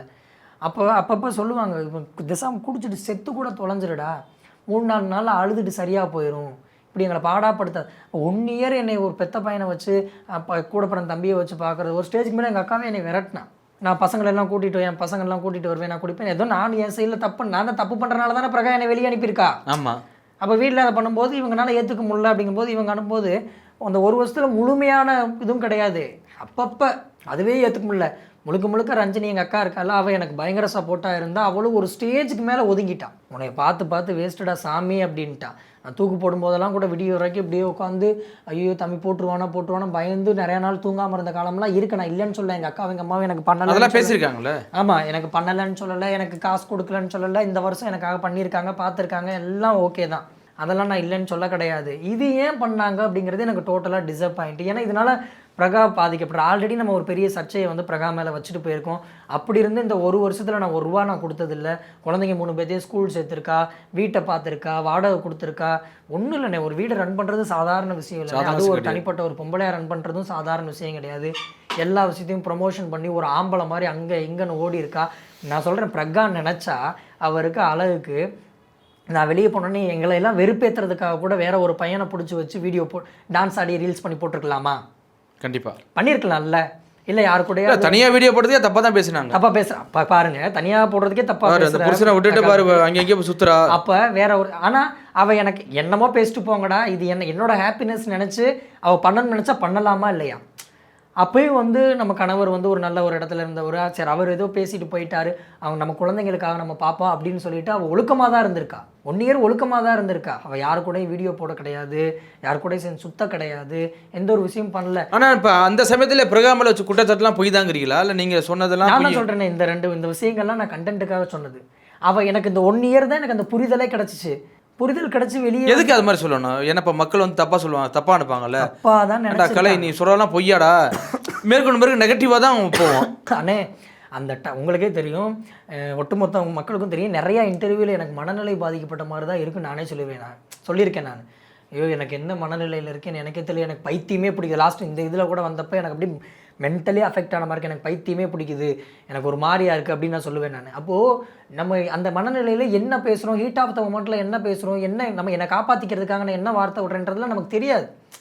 எனக்கு இந்த 1 இயர் தான் பிரகா கூட வாழ்ந்த கல்யாணம் ஆனதுலேருந்து எடுத்து கடைசி பிரிகிற வரைக்கும் யோசிக்கும் பொழுது ஒவ்வொன்றுலையுமே பிரகாவோட சப்போர்ட்டும் எனக்கு 100% இருந்திருக்கு. சரிங்களா? எனக்கு இவங்க அம்மா இல்லைப்பா, நீங்கள் கோயம்புத்தூரில் இருக்கும்போது நான் கிட்டத்தட்ட உங்க கூட ட்ராவல் பண்ணியிருக்கேன். எத்தனை வீடியோஸ் அங்கே நான் கோயம்புத்தூர்ல வந்து எடுத்திருக்கேன். அவ்வளோ அன்னோனியமாக இருந்தீங்க. ஆனால் இங்கே சென்னை வந்த பிறகு இந்த பிரிவுன்னு காரணம் தப்பு யார் மேலே? என்னோட மேலே தான், கலை மேலே தான். சென்னையில் வர பிரகா மேலே இல்லை. ஆமாம், சென்னையில் பிரகா வரதுக்கு காரணமாக இருந்ததே நான் தான். சென்னையில் பிரகா வரும்போது பிரகா கூட நான் வரல சேர்ந்து, பிரகா மட்டும் தான் வீடை காலி பண்ணி இங்கே கிளம்பி வந்தான். நான் அப்போ காசியில் இருக்கேன். ஆமாம். அவன் என்ன நினச்சிட்டான்னா, இது ஒரு ஸ்டேஜுக்கு மேலே வெறுத்துட்டா. இது எங்கேருந்து ஆரம்பிச்சிச்சுன்னு சொல்கிறேன் பாருங்க. இது அம்மாவும் அக்காவும் இப்படி பேசினது முழுக்க தவறு. நானுமே அந்த டைமில் அம்மாவையும் அக்காவையும் நான் கூட்டிகிட்டு போயிருக்கக்கூடாது. எனக்கு அந்த இடத்துல என்ன பண்ணுறேன்னு தெரியாதனால நான் வந்து அம்மாக்கிட்டே அக்காக்கிட்டையுமே பிரகா பற்றி நான் தப்பாக ப்ரொமோட் பண்ணியிருக்கேன். அப்போ ப்ரொமோட் பண்ணும்போது அம்மாவும் அக்காவும் என்ன பண்ணுவாங்க, என்ன சேவ் பண்ணுறதுக்கு தான் பார்ப்பாங்க. ஏன்னா காக்கிக்கு தன் குஞ்சும் பொன் குஞ்சு அப்படிங்கிற பட்சத்தில் நான் அழுது சொன்னதை வச்சு அம்மா, ஏன்னா இருக்கு ஒரு சில காரணம். இதை வந்து நிவர்த்தி பண்ண வேண்டிய பொறுப்பு ஒன்றா தான் இருக்கு. அதனால தான் நான் கிளாரிஃபிகேஷன் அம்மா அக்காட்ட பேசுனேன். அம்மா நான் சொன்னாலும் தப்போமா, ஒருவேளை இந்த இன்டர்வியூட காமிங்க, நான் சொன்னாலும் தப்பு. இப்போதான் நான் வந்து மனையோட சேரலாம் பார்த்தேன். இது வரும், இது வெளியே வரும்பொழுது அம்மா பார்க்கும்பொழுது அவங்களே புரிஞ்சுக்குவாங்க. ஸோ இது வந்து நான் வந்து அவங்கள கூட்டு போய் அப்போ காக்கைக்கு தன் குஞ்சு பொன் குஞ்சு தான் அப்படிங்கிற பட்சத்தில் அம்மா அவங்க வந்து எனக்கு என் பையனை அப்படி அடிச்சிட்டாங்க வச்சுட்டாங்க அப்படிங்கிற ஒரு ஆதங்கத்தில் பேசியிருக்காங்க அவங்கள. ஆனால் அது நியாயமாக பேசலை, முழுமையாக அது நியாயம் கிடையாது. அது எங்களோட பெர்ஸ்பெக்டிவ்ல நாங்கள் புரிஞ்சதை தான் பேசியிருக்கோம். கண்டிப்பாக. ஆனால் அது உன் மேலே உள்ள அக்கறையிலே பேசியிருக்காங்க. என் மேலே உள்ள அக்கறையில் பிரகாவை பற்றி நாங்கள் அந்த 5 வருஷம் புரிஞ்சுக்கிட்ட விஷயத்தை வச்சு அவகிட்ட நேரடியாக உட்காந்து அதை கிளாரிஃபிகேஷன் பண்ணாமல், கான்வர்சேஷன் பண்ணாமல் நாங்களாக ஒரு கற்பனையாக மைண்டுக்குள்ளே எடுத்து வச்சுட்டு இவ இவ்வளோதான், இவ இதுக்கு தான் இப்படி பண்ணிட்டு இருக்கா, இவ இப்படி நெகட்டிவாக தான், இவ இப்படி தான் கத்தினே இருப்பா, இவ இப்படி என்னை சண்டை இழுத்துனே இருப்பா, இவ என்னை சந்தேகப்பட்டே இருப்பா அப்படிங்கிறது நாங்கள் புரிஞ்சுக்கிட்ட ஒரு உண்மை. நாங்கள் உட்காந்து எப்போ பிரகாஷ் சண்டை போட்டாலும் நான் உண்மைன்னு தான் உட்காந்துருப்பேன், என்கிட்டதும் பதிலே வராது. ஆனால் ஏதாவது ஒரு நேரம் கிடைக்கும்போது வச்சு பயங்கரமாக அடிப்பேன், நான் பயங்கரமாக அந்த வார்த்தையை பயன்படுத்த எல்லாம் சொல்லுவேன் நான். ஆனால் நான் அப்போக்கப்பே அந்த பிரச்சனைக்கான பதிலை நான் பேச ஆரம்பிச்சிருந்தேன்னா அவ்வளோ தூரம் போயிருக்காது ஆரம்ப காலகட்டத்திலேருந்தே. அப்போ ஆரம்ப காலகட்டத்திலே பிரகா சொல்கிறது எல்லாமே என்னை வந்து ஏதோ அடக்குமுறை ஆள்ற மாதிரி இருக்கும். அப்படி தான் என் இன்டர்வியூலேயே பேசியிருக்கீங்க. ஏன்னா அன்னைக்கு எனக்கு புரியலை. ஆனால் உண்மையாலுமே இல்லை என்னால் நிம்மதியே இல்லைண்ணே, எல்லாத்தையும் சந்தேகப்படுறானே, அப்படி தான் நீங்கள் சொல்லியிருக்கீங்க. என்னால் இது பண்ணால் எங்கேயும் வெளியே போக முடியல, வைக்க முடியல, உங்களால் நானும் மாட்டிக்கிட்டேன், பிறகு என்னை தப்பா நினைக்கிறாப்புல. ஆமாம், ஆனால் அது எல்லாமே வந்து ஒவ்வொரு வீட்லேயுமே நடக்கக்கூடிய ஒன்று தான். நாங்கள் என்ன ரொம்ப ஃபெமிலியர் அப்படிங்கிறனால வெளி உலகத்துக்கு பட்டுன்னு வெளியே வந்துருச்சு, அவ்வளோதான். ஆனால் எல்லார் வீட்லேயுமே பொண்டாட்டி பேச்சை எவன் ஒருத்தன் கேட்குறானோ வாழ்க்கையில் ஜெயிச்சிருவான். கேட்கல அப்படிங்க, ஏன்னா எல்லா பொண்டாட்டியுமே யாருமே எந்த பொண்டாட்டியுமே தப்பான ஒரு, ஏன்னா மொத்தம் அவங்க குடும்பத்தையே விட்டுட்டு ஒருத்தவங்க அந்த வீட்டுக்கு வர்றாங்க, அவனை ஒருத்தனையே நம்பி வராங்கன்னா நம்ம அவங்கள வந்து நல்லா தான் பார்த்துக்கணும். நம்ம வந்து நான் ஆம்பளை இல்லை யாப்பா நீங்கள் சொல்கிற மாதிரி எந்த நம்பிக்கையில் 3 பிள்ளை பெற்றிருப்பா சொல்லுங்க. கரெக்டு. நம்ம ஆம்பளை அப்படிங்கிற திமிரை காட்டி அவங்கள அடக்குமுறை ஆள்றது, அவங்க பேச்சை கேட்காம இருக்கிறது அப்படிங்கிறதுலாம் தவறு தான். அதனால கல்யாணம் 2019 2024 வரைக்குமே பிரகா பேச்சை கேட்காம எனக்கு நடந்த சர்ச்சை எல்லாத்துக்குமே காரணம் நான் தான். அவள் முன்னாடியே சொல்லுவா அகோரியா போகக்கூடாது அப்படின்னு சொன்னதும் பிரகாதேன். அதில் வந்து எனக்கு ட்ரை பண்ணி மாற்றுறதுக்காக ட்ரை பண்ணி என்னென்னமோ பண்ணி பார்த்தா நான் கேட்கவே முடியாது, என் மாமியார் இப்படி தான் இருப்பேன்னு ஒத்த காலில் நின்ட்டேன். அவனால் எதுவுமே பண்ண முடியல, என்னமோ பண்ணி தொலைகிறான்னு கடைசியாக நான் காசியிலேயே ஸ்டே பண்ணவும் தான் இவள் வெறுத்துட்டா. அது வரைக்கும் கொஞ்சம் கொஞ்சம் அவளுக்கு ஹோப் இருந்துகிட்டே இருக்குது. சரி நம்ம திருத்திடுவோம் அப்படின்னு ஒரு ஹோப் இருந்திருக்கு. நான் அதை புரிஞ்சுக்கவே இல்லை ஒன்று. ஸோ அதே மாதிரி பார்த்தீங்க அப்படின்னா முதல்ல ஆரம்பிக்கிறேன், இதுதான் இங்கேருந்து தான் ஸ்டோரி ஆரம்பிக்குது. கல்யாணம் முடிச்சாச்சு. கல்யாணம் முடித்து பார்த்தீங்க அப்படின்னா இங்கே தான் சென்னையில் தான், இங்கே சென்னையில் மாமியார் கூட தான். அதான் 3 நான் கோயம்புத்தூர் வந்து இங்கே ஒரு சீஃப் கெஸ்ட்டாக வரேன். இதெல்லாம் ஆரம்பத்துலேருந்தே நம்ம சொன்னோம். ஆரம்பத்துலேருந்தே வந்து இப்போ வீட்டுக்கு வரும்பொழுது தான் அவங்க வீட்டுக்கு தெரியுது. முன்னாடியே எங்கள் அம்மா அவங்க வீட்டுக்கு முன்னாடியே தெரிஞ்சிச்சு எங்கள் வீட்டு சைடு. அப்போ இங்கே வீட்டுக்கு வரும்பொழுது அப்புறம் வந்து சேர்ந்து வாழ ஆரம்பிக்கிறோம். மார்ச் மாதம் கொரோனாவில் வாழ ஆரம்பிக்கிறோம். அப்போது 2 பேருக்குமே வந்து ஒரு நல்ல ஒரு பாண்டிங் ஆகுது. அடிக்கடி சண்டை வரும், சச்சரவுகளும் வரும். நான் அப்போ இருந்தே அம்மாக்கிட்ட அங்கே ஆரம்பித்தது தான். இவ்வளோ புரிஞ்சுக்காமல் எங்கள் அம்மாவுக்கு ஃபோன் போட்டு அழுக ஆரம்பிச்சு அம்மா கிளம்பி பொண்ணு மாதிரி நீங்கள் ஃபோன் பண்ணி சொல்லி அழுவேன். அப்போ நீ கிளம்பி வந்துடுடான்னு சொல்லுவாங்கல்ல. ஏன்னா அவங்களால பெற்றவங்க அத்தானே யோசிப்பாங்க, நீ கிளம்பி வந்துடுடா, இவெல்லாம் என்னடா வேற ஒரு பொண்ணு. எப்படிப்பா சொன்னேன் இப்போ உன்னையுமே அந்த பொண்ணு வந்துருக்குல்ல. அதுதான் ஆக்சுவலி அந்த பொண்ணு தான் ஃபோன் பண்ணி சொல்லணும் அவங்க அப்பா அம்மாட்ட, நான் வந்து தப்பான ஒரு முடிவு எடுத்துட்டேமா, இல்லை கலை வந்து டார்ச்சர் போட்டா அப்படி சொல்லணும். கொரோனால நான் லாக் ஆகிட்டேன், 2 பேரும் அடிச்சு உருண்டுக்குவோம். அங்கே அப்போ இங்கே தான் இருக்கீங்க சென்னையில்? ஆமாம் சென்னையில் பெரம்பூரில் இருக்கேன். கோவையில் இல்லை, நம்ம சூலூரில். இல்லை, நான் மட்டும்தான் ஃபோன் போட்டு எங்கள் அம்மாட்ட பொம்பளை பிள்ளை மாதிரி அழுவேன். கேன்னு எடுத்தோடனே அழுக ஆரம்பிச்சிருவேன். இப்படி பண்ணுறாம்மா அப்படி பண்ணுறாம்மா, சண்டை போடுறாம்மா அப்படின்னு. ஆனால் அடித்தது நானாக தான் இருக்கும், அடித்தது நான். அவள் பேசின வார்த்தையில் எனக்கு காயப்பட்டதை எங்கள் அம்மாக்கிட்ட சொல்லி நான் இது பண்ணி அழுவேன். அவங்க என்ன சொல்லுவாங்க, வந்துடுடா, ஏன்டா அவட்ட வந்து இப்படி மாரடிச்சிட்டு கிடக்கிற, பேசாமல் வந்துடுடா, இவ்வளோன்னா வேறு பொண்ணு இல்லையாடா நமக்கு அப்படி இப்படின்னு என்னென்னமோ பண்ணி பார்ப்பாங்க. அவங்க சைட்லேருந்து அப்படி பண்ணுவாங்க. அப்படி அம்மாட்ட பேசிட்டு கொஞ்ச நேரத்துலேயே பிரகா கூட நான் சேர்ந்துருவேன். ஆனால் அந்த நெகட்டிவ் இது வந்து அப்படியே இருக்கும், தப்பானவ இன்னை வரைக்கும் இருக்குது. எனக்கும் அப்படியே தான் இருக்கும். எனக்கு இந்த 1 வருஷத்துல தான் எனக்கு புரிஞ்சிருக்கு. ஆனால் அப்போ அப்படியே தான் இருக்கும். ஆனால் சேர்ந்து வாழ்வோம். அப்படியே அங்கே ஆரம்பித்தது. அப்புறம் ஒரு 2 பேர் அடிச்சு விட்டுட்டே இருந்தோம். அப்புறம் வந்து ஒரு கமெண்ட்ஸ்லாம் நிறையா பேர் கேட்குறீங்க, என்ன கேட்குறீங்க, தொடர்ச்சியாக உனக்கு எதுக்குடா 3 பிள்ளை, வேறு வேலை ஏழை, அப்போ கலை வந்து என்ன காம கொடுறனா அப்படியான்னு என்னென்னமோ கேட்குறாங்க. 3 பிள்ளையும் பெற்றுக்கிட்டு அங்கே அகோரியா போகிற இது எப்படி ஏற்றுக்கிறாங்க. ஆக்சுவலி இந்த இது வந்து 3 பிள்ளைங்க பெற்கிறது காரணம் என்ன இருந்துச்சுன்னா, நான் ஏன் 19 வயசில் கல்யாணம் பண்ணேன்னா, நான் கலை மேலே இருந்த பற்றுனால பிரகாவை கல்யாணம் பண்ணி பிரகா கிட்ட நான் ரெக்வஸ்ட் பண்ணுறேன், பிரகா எனக்கு குழந்தை வேணும், அது பெண் குழந்தை வேணும்னு வரம் இருந்து பெற்கிறேன் நான். எதுக்காக அப்படின்னா, எனக்கு சின்ன வயசு 25 வருது. இப்போ என் பொண்ணுக்கு வயசு நியர்பை 5. ஆமாம், எனக்கு ஒரு 30 வயசு, என் பொண்ணுக்கு 10 வயசுங்கும் போது என் பொண்ணு என் கூட சேர்ந்து கரகாட்டம் ஆடுவாளா. பொம்பளை பிள்ளைங்களை பொறுத்த வரைக்கும் அவங்க வந்து வேகமாக சடன்னு வளர்ந்துருவாங்க. கண்டிப்பாக பையன் தான் வளர லேட் ஆகும். இதுதான் என்னோட ஆசை, என்னோட பெரிய லட்சியம். பாடுறா அப்பாவும் பொண்ணும் பேர கரகாட்டம் எவ்வளோ அழகாக ஆடுறாங்க பாரு அப்படின்னு. எதுக்கு 2-3 பிள்ளைகளை பெக்கிறோம் அப்படின்னா, ஒரு குடும்பமே கலை குடும்பம். என் பையன் பறையடிக்கிறான், என் இதுக்கு பொண்ணு கமெண்ட்ல கேட்பாங்க, டேய் நீ சொல்ற காரணம்லாம் இது ஏத்துக்கிற மாதிரியா இருக்கு. ஏன்னா இந்த மாதிரி இவங்க கொஸ்டின் கேட்டனால நான் இதுக்கு பதில் சொல்கிறேன். இல்லைனா இந்த விஷயத்தை நான் எடுத்துகிட்டே வந்திருக்க மாட்டேன். எனக்கு ஒன்றும் அப்படி ஒன்றும் எனக்கு நான் அரிப்படுத்த ஒன்றும் தெரியல நான், சரிங்களா? ஏன்னா எனக்கு நான் மட்டும் தான் 3 பிள்ளை பெற்றிருக்கேனா? இன்னைக்கு அதுக்கு பரவாயில்ல, உடம்புல தெம்பு இருக்கு பெத்துக்கிறிய, அது உங்களோட தனிப்பட்ட விஷயம். இன்னைக்கு பரவாயில்ல. இதே ஒரு 30 வருஷத்துக்கு முன்னாடி ஒரு வீட்டில் எத்தனை பிள்ளை இருப்பாங்க? 16 பிள்ளைகளுக்கு மேலே இருப்பாங்க. ஏன் எங்களுடைய தாத்தா பாட்டிக வீட்லேயே பார்த்தீங்கன்னா 10 பிள்ளைங்க 12 பிள்ளைங்க அப்படி தான் இருந்திருக்காங்க. நான் 3 பிள்ளை பெற்றது ஒன்றும் பெரிய விஷயம் இல்லை. நான் என்னோட லட்சியமாக பார்த்தது இந்த ஒரு விஷயத்தை. என் பிள்ளை எனக்கு நிகராக என்னோட கலையை அவள் பறைசாற்றும் பொழுது தான் என்னோட முழுமையான வெற்றி கிடைக்கும்.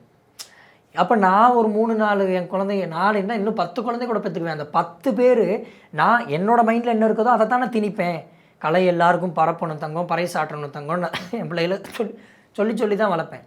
அப்போ என் பிள்ளைங்க 10 பிள்ளைங்க நாடு ஃபுல்லாக கலையை பரப்பும் பொழுது, நான் கலையரசன் ஒரு ஆள் 15,000 பேருக்கு கலையை சொல்லி கொடுத்துருக்காருங்கிற பட்சத்தில் கலையரசனோட பிள்ளைய 10 பேர் சேர்ந்து இத்தனை லட்சம் மாணவர்களை உருவாக்கியிருக்கோம், இத்தனை பேருக்கு கலையை கொண்டு போயிருக்கோம். அது பெருமை தானே. நான் கண்டிப்பாக தமிழ் கலைகளுக்கு தான் நம்ம பெருமையாக பார்க்குறேன் நான். அதுதான் இது. ஸோ அப்போது இப்படி தான் குழந்தை எங்களுக்கு அங்கே ஃபார்ம் ஆகுது. அப்புறந்தே பிரகாமேல எனக்கு ஒரு இது என்னடா இப்போ இறுக்கி பிடிச்சிட்டே இருக்கா அப்படி இப்படின்னு. ஸோ இது பண்ணிவிட்டு அங்கேருந்து என்ன பண்ணுறோம், ஒரு ஸ்டேஜுக்கு மேலே பேபி ஃபார்ம் ஆனோடனே அம்மாவா நம்ம கோயம்புத்தூர் போயிடலாம் அப்படின்னு சொல்லி கோயம்புத்தூர் போயிடுறோம்.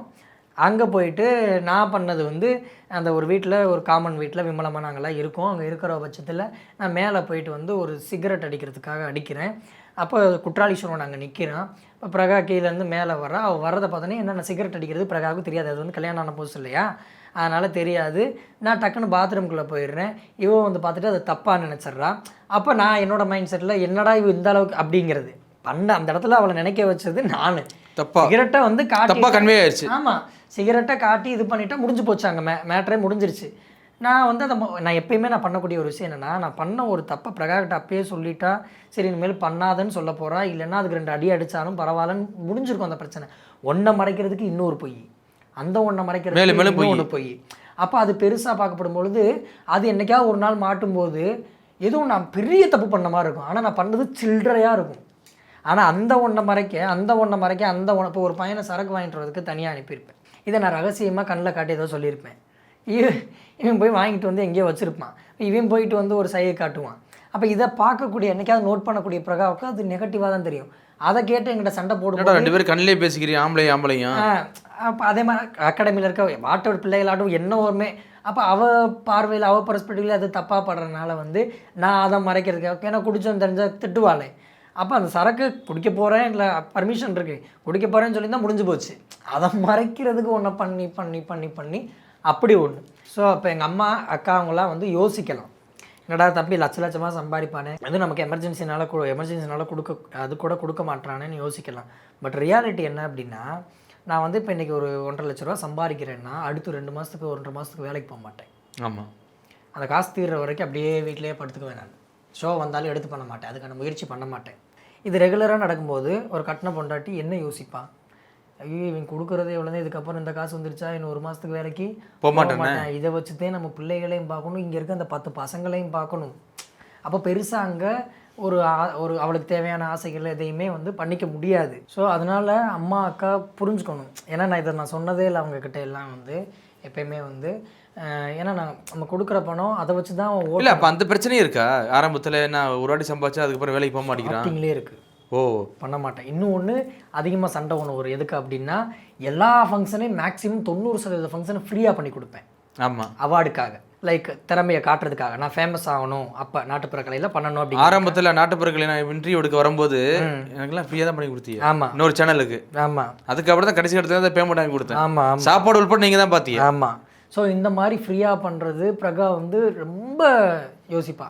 அன்னைக்கு காலத்தில் நியூஸ் சேனல்ஸ் கூட பே பண்ணி தான் கூப்பிட்டு என்னப்பா அந்த பசங்களை பண்ண வைக்கிற ரெக்கார்டு ஏதாவது நிகழ்ச்சி பண்ணோம்னா அதை போட சொல்லுவேன் நான். ஸோ அப்படி இங்கேயே ஒன்றுமே இல்லாத பட்சத்தில் இப்போ அந்த மாதிரி காசு எல்லா ஃபங்க்ஷனுக்கு வாங்கினா பிரகாவையும் நல்லா பார்த்துருக்கலாம், பசங்களையும் நல்லா பார்த்துருக்கலாம். கண்டிப்பாக இந்த கஷ்டம் வந்திருக்காதுல்ல. இந்த ஒரு பணத்தை வச்சு எல்லாத்தையும் பார்க்கணுங்கும் போது அவள் தான் அந்த இடத்துல குடும்ப தலைவியாக இருந்து பார்த்துருக்கா. இதை நம்ம அக்செப்ட் பண்ணி ஆகணும். காரணம் என்னென்னா, மனசுக்குள்ள வச்சுருக்கா, இவன் அடுத்து போக மாட்டான், இதை வச்சு நம்ம பிள்ளைங்களோட மெடிக்கல் செலவு, வாட்டர் ஃபுட்டு எதுவாக இருந்தாலும் பார்க்கணுமே அப்படிங்கிறதுக்காக என்கிட்டயே இதை தெரியாத நான் அதை அப்சர்வ் பண்ணிடக்கூடாது.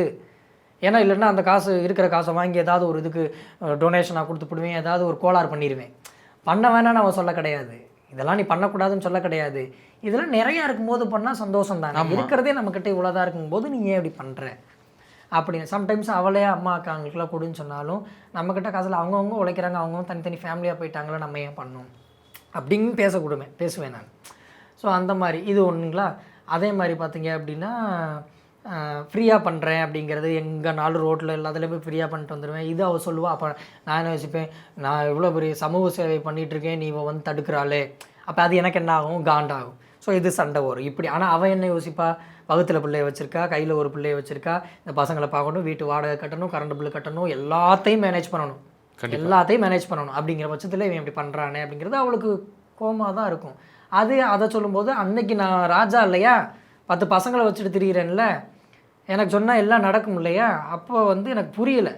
ஒரு மெதப்பில் வந்து நான் சண்டையாக தான் எடுத்துக்குவேன், நான் கோவமாக தான் எடுத்துக்குவேன்றது எனக்கு அப்போ தெரியல. எதுக்கு தான் பண்ணுறா அப்படி, நாடா நோய் நோய் நோய் நோயின்ட்டே இருக்கா அப்படின்னு அவகிட்ட பேசியிருந்தாலே அந்த பிரச்சனை முடிஞ்சிருக்கும். நான் என்ன பண்ணுவேன்னா, அகாடமியில் இருக்க பசங்கிட்ட பிள்ளைகிட்ட போய் அதை உட்காந்து பேசிகிட்டே இருப்பேன், இப்படி பண்ணுறா அப்படி பண்ணுறா அப்படின்னு. யார்கிட்ட பேசணுமோ அங்கே பேசியிருந்தா பிரச்சனையே முடிஞ்சிருக்கும். அந்த பசங்கள்ட்ட பேசுறதுனால தான் ஓவர் அட்வான்டேஜ் எடுத்துக்கிட்டாங்க, அவங்களும் அட்வான்டேஜ் எடுத்துக்கிட்டாங்க. ரெண்டாவது இவளுக்கு இன்னும் கோபமாயிருச்சு, நம்மக்கிட்ட இப்போ நம்ம புருஷன் வந்து என்ன பிரச்சனை, அவள் சண்டை போடுறதே எதுக்கு, நம்மக்கிட்ட பேசி இதுக்கான ஒரு முடிவு கட்டணும் அப்படிங்கிறதுக்காக தான். நான் போய் இந்த இதையும் பெரிய சண்டையாக எடுத்துகிட்டு போய் பசங்கிட்ட சொல்லும்போது அவளுக்கு ரொம்ப மன வருத்தமாக இருக்கும். இதெல்லாம் எங்கே உணர்றேன்னா, இந்த 1 இயராக தனிமையில் கிடந்தேன் பார்த்தீங்களா, பக்கத்தில் யாருமே இல்லாமல் குடிச்சிட்டு. அப்போ என்ன தப்பு பண்ணியிருப்போம் நம்ம ஏன் அப்படி இருக்கணும், எதுனால நம்ம லைஃப் இப்படிலாம் மாறிச்சுன்னு ஒன்றா யோசிக்கும் போது கல்யாணத்துக்கு முன்னாடி இருந்து யோசிச்சுட்டு வரேன். அப்படி ஒன்று. ரெண்டாவது, நான் ஃபேமஸ் ஆனது காரணம் யார் தெரியுங்களா, நான் இல்லை, பிரகா தான் என்னை ஃபேமஸ் பண்ணேன். எப்படி தெரியுங்களா, நான் வந்து காலேஜ் படிக்கும்போது அகாடமி ஆரம்பித்தது இது எல்லாமே உண்மைதான் சரிங்களா, அதெல்லாம் உண்மை தான், நல்லா தான் பண்ணிகிட்டு இருந்தேன். கோயம்புத்தூர் ஃபுல்லாக நான் ஃபேமஸ் ஆகிட்டேன். நியூஸில் பாலிமர், சன் டிவி, இந்த மாதிரி பெரிய பெரிய நியூஸ் சேனலில் பிரேக்கிங் நியூஸில் வர அளவுக்கு பண்ணிட்டேன். ஆனால் அந்த மேக்கப்பில் இருந்தனால இதுதான் கலை அப்படின்னு, கலை இவ்வளோ பெரிய, அதெல்லாம் யாருக்குமே தெரியாது. அப்போல்லாம் வெளியே போனால் யாருக்குமே தெரியாது. டிக்டாக் மூலிமா நான் பண்ணேன், ஒரு 78,000 ஃபாலோவர்ஸு மேலே எடுத்தேன். அது 78,000ங்கிறதெல்லாம் பெருசு கிடையாது. ஆமாம். ஆனால் பிரகா வந்து அப்போயே வந்து 1 மில்லியன் வச்சுருந்தவ. தமிழ்நாட்டிலே ஒட்டுமொத்த பெண்களில் பிரகா தான் வந்து 1 மில்லியன் வச்சுருந்தவ. இவ வந்து கல்யாணம் முடிச்சு வந்ததுக்கப்புறம் வந்து டிக்டாக் போயிடுச்சு. அதுக்கப்புறம் ரீல்ஸ் பண்ணுறதை நிப்பாட்டிட்டா. இங்கே நம்ம வீட்டுக்காரை எப்படியாவது திருப்பி மேலே கொண்டு வந்து அவர் எப்பயுமே பிஸியாக வச்சுருக்கணும், அவரை நிறையா அச்சீவ் பண்ண வைக்கணும் அப்படின்னு இவளாம் மனசுக்குள்ளே அதை என்கிட்ட சொல்ல மாட்டா, சொன்னால் நான் பிகு பண்ணுவேன். அதனால் இவளாம் மனசுக்குள்ளே வச்சு ஒரு ஸ்ட்ராட்டஜி அமைச்சு என்ன பண்ணியிருக்கா, நான் ரீல்ஸ் பண்ணவா அப்படின்னு என்கிட்ட கேட்டு பர்மிஷன் வாங்குறான். ரீல்ஸ் பண்ணுடின்ட்டேன், பர்மிஷன், ஏன்னா இலங்கையில் இருக்கேன், பண்ணுடி அப்படின்ட்டேன். 5 வீடியோ அவளும் பண்ணி போடுறான். நம்ம ஏன் இதை பண்ணணும், நம்ம வீட்டுக்காரர் கலைத்துறையில் தானே இருக்கார், அவர் எப்படியா ஃபேமஸ் பண்ணி விடணும், அவர் நல்ல நிலைமை கொண்டு வரணும், அது நம்ம நல்ல நிலைமை கொண்டு வந்தால் நம்ம பிள்ளைங்களுக்கு தானே பெருமை அப்படின்னு இப்படி பண்ணுறான். பண்ணி என்ன பண்ணுறான், நானும் உங்க கூட சேர்ந்து ஆடுறேன்ப்பா, இதெல்லாம் கற்றுக்கிறேன் அப்படின்னு சொல்லிட்டு வந்து கற்றுக்கிட்டு. ஆமாம், அப்போ தான் பறையடிக்க ஆரம்பிக்கிறேன். அப்போ தான் கலையரசன் ஒருத்தன் வந்து வெளி உலகத்துக்கு, அதாவது டிக்டாக் போனதுக்கப்புறம் எங்கே இருக்காருன்னே தெரியல. ஆம்பளையா தனியானே அவனும் பார்க்க மாட்டேன், அப்போ ஒரு பொண்ணானா தான் பார்க்குறாங்க, பொண்ணானோடனே இவங்க பார்க்குறாங்களா. ஸோ இவ வந்து நம்ம கணவனை எப்படியாவது மேலே தூக்கி அவரை பெரிய அளவில் கொண்டு போய் உட்கார வைக்கணும் அப்படின்னு இவ மனசுக்குள்ளே கணக்கு போட்டு இது பண்ணுறா. அப்பயுமே எனக்கு ஒரு ஈகோ இருந்துட்டு ஏதோ ஒன்று இருந்துகிட்டே இருக்கும். நான் சண்டை கட்டிகிட்டே இருப்பேன். 2 நாளைக்கு ஒரு தடவை ஏதாவது ரீல்ஸ் பண்ண நேரம், ரீல்ஸ் பண்ணிக்கிட்டு இருக்க நேரத்தில் நான் ஒரு மூஞ்சியை வச்சுக்கிட்டு கிளம்பி போவேன். அவளை ப்ராப்பராக எடுக்கவே விட மாட்டேன். ஆனால் எனக்கு தெரியல, அவள் ரீல்ஸ் பண்ணுறது எனக்காக இல்லைன்னா அவளுக்கு அவசியமே கிடையாது. மாதமாக இருக்கா, வீட்டில் போய் நல்லா சோத்துட்டு படுத்துங்கலாம், பிள்ளைகளை கூட இது பண்ணலாம், டிவியை பார்க்கலாம், செல்லணும்னா என்னவா பண்ணலாம். ஆனால் இவரை எப்படியாவது இவங்ககிட்ட சொன்னோம்னா அவன் மிதப்பில் பண்ண மாட்டேன், நம்ம இதை வந்து ரகசியமாகவே கொண்டு போய் தான் அவனை ட்ரெண்ட் பண்ணணும் அப்படின்னு சொல்லி என்னை வளர்த்து விட்டது பிரகா தான். கல்யாணத்துக்கு அப்புறம் தான் 1000 பறைகள்லேருந்து ஒரு வேர்ல்டு ரெக்கார்டிலிருந்து என்னோட முதல் டாக்டர் பட்ட அன்னைக்கு கூட பிரகா வர்றா. இல்லை, அன்னைக்கு டியூப்லைட்டு அந்த நிறமாச கர்ப்பிணியா 2 நாளைக்கு டெலிவரி ஆக போகுது, அது பிரகா பண்ணி தான் வேர்ல்டு லெவலில் வைரல் பண்ணுறா. இதெல்லாம் பண்ணும் பொழுது ஒரு இன்டர்வியூ வருது. அப்போ அவள் சொல்கிறா என்கிட்ட ஒன்று, நீ வேணா, நான் வந்து இன்டர்வியூக்கு அப்போ வந்து காசு கொடுத்து இன்டர்வியூ எடுப்பேன் இந்த நாட்டு. நம்ம ஏன்னா நாங்கள் அகாடமி ரன் பண்ணுறோம்ல, அகாடமின்னா நம்ம நிறுவனத்தை இது பண்ணுறதுக்காக நம்ம என்ன பண்ணுவோம், ப்ரொமோட் பண்ண பே பண்ணி, அட்வர்டைஸ்மெண்ட் பண்ணுறதுக்காக பே பண்ணி பண்ணுவோம். ஆனால் இத்தனைக்கும் அது ஃப்ரீ கிளாஸ் வேறு, காசு வாங்க மாட்டேன், 7-8 வருஷமாக நான் நாட்டுப்புற கலைக்கு காசு வாங்கினதா சரித்திரமே கிடையாது. அது வேற ஒரு பக்கம் இருக்குது. எங்க இத்தனை பேருக்கு சொல்லி கொடுக்குறீங்க, அது காசு வாங்க ஒரு 100 ரூபா வாங்கினா கூட 300 பேருக்கு என்னாச்சு, ஒரு 30,000 வச்சு குடும்பத்தை ஓட்டலாம். அதுவும் பண்ண மாட்டேன். ஆனால் நான் இந்த போய் ஆடிட்டு வந்தேன் பார்த்தீங்களா, ஏதோ 2-3 ஃபங்க்ஷனை பண்ணிவிட்டு அந்த காசை வச்சு இவங்களுக்கு பூரா சோறை போடுறது, அதை பண்ணுறது, இதை பண்ணுறது. நான் பெரிய சரி அன்னை தரசா இல்லையா பண்ணுவேன் நான் அந்த மாதிரி. ஆனால் அவள் அதெல்லாம் கேட்கவே மாட்டாள், விட்டுருவா. ஆனால் காசு இல்லைன்னா ஏதாவது நகையை கழட்டி கொடுப்பா. பிரகா என்னை கல்யாணம் பண்ணிட்டு வரும்போது எனக்கு தெரிஞ்சு 20 பவுனோ 30 பவுனோ போட்டு வந்திருப்பான்னு நினைக்கிறேன். ஆனால் இன்றைக்கி அவட்ட கொண்டு வந்ததில் ஒரு பொட்டு மூக்குத்தி கூட இல்லாமல் நான் பண்ணேன். அதுக்கு என்னென்னு அடுத்து சொல்ல வரேன் பாருங்கள். ஏதாவது ஒரு சுச்சுவேஷன் வரும்போது ஜுவல் கழட்டி கொடுப்பா. அந்த மாதிரி அவ்வளோதான். அதை திருப்பி மீட்கலாம் மாட்டேன். காரணம் என்ன தெரியுங்களா, 1 லட்ச ரூபா இப்போ நான் சம்பளம் வாங்குறேன்னா இது வந்து அடுத்த 1 மாதம் வரைக்கும் அந்த குடும்பத்தை ஓட்டுறதுக்கே சரியாகுமா? அப்புறம் எங்கிட்ட போய் இதை போய் திருப்பிட்டு வர்றது. ஆமாம், புரியுதா இப்போ உங்களுக்கு ஸ்ட்ராட்டஜி என்னென்னு? நான் பண்ண மாட்டேன், அது அவ்வளோதான் முங்கி போயிடும். இப்படி நடக்கும். இது ஒரு பக்கமாக இவனால் தான் ஃபெமிலியர் ஆனேன்னா எல்லா ஒவ்வொரு இடத்துலையுமேவும். அதே மாதிரி பல மேடைகளில் நம்ம ஃபீனிக்ஸ் அவார்ட் ஷோ ஆகட்டும், இல்லை நான் போய் வாங்க போகிற அவார்டுகள் ஆகட்டும், அம்மாவும் அக்காவும் ஒரு கேள்வி கேட்டிருக்காங்க. அதுக்கு பதில் என்ன அப்படின்னா, அம்மா அக்கா 2 பேருமே எனக்கு என்னோடய உயிர் தான். எனக்கு உங்களை ரொம்ப பிடிக்கும்.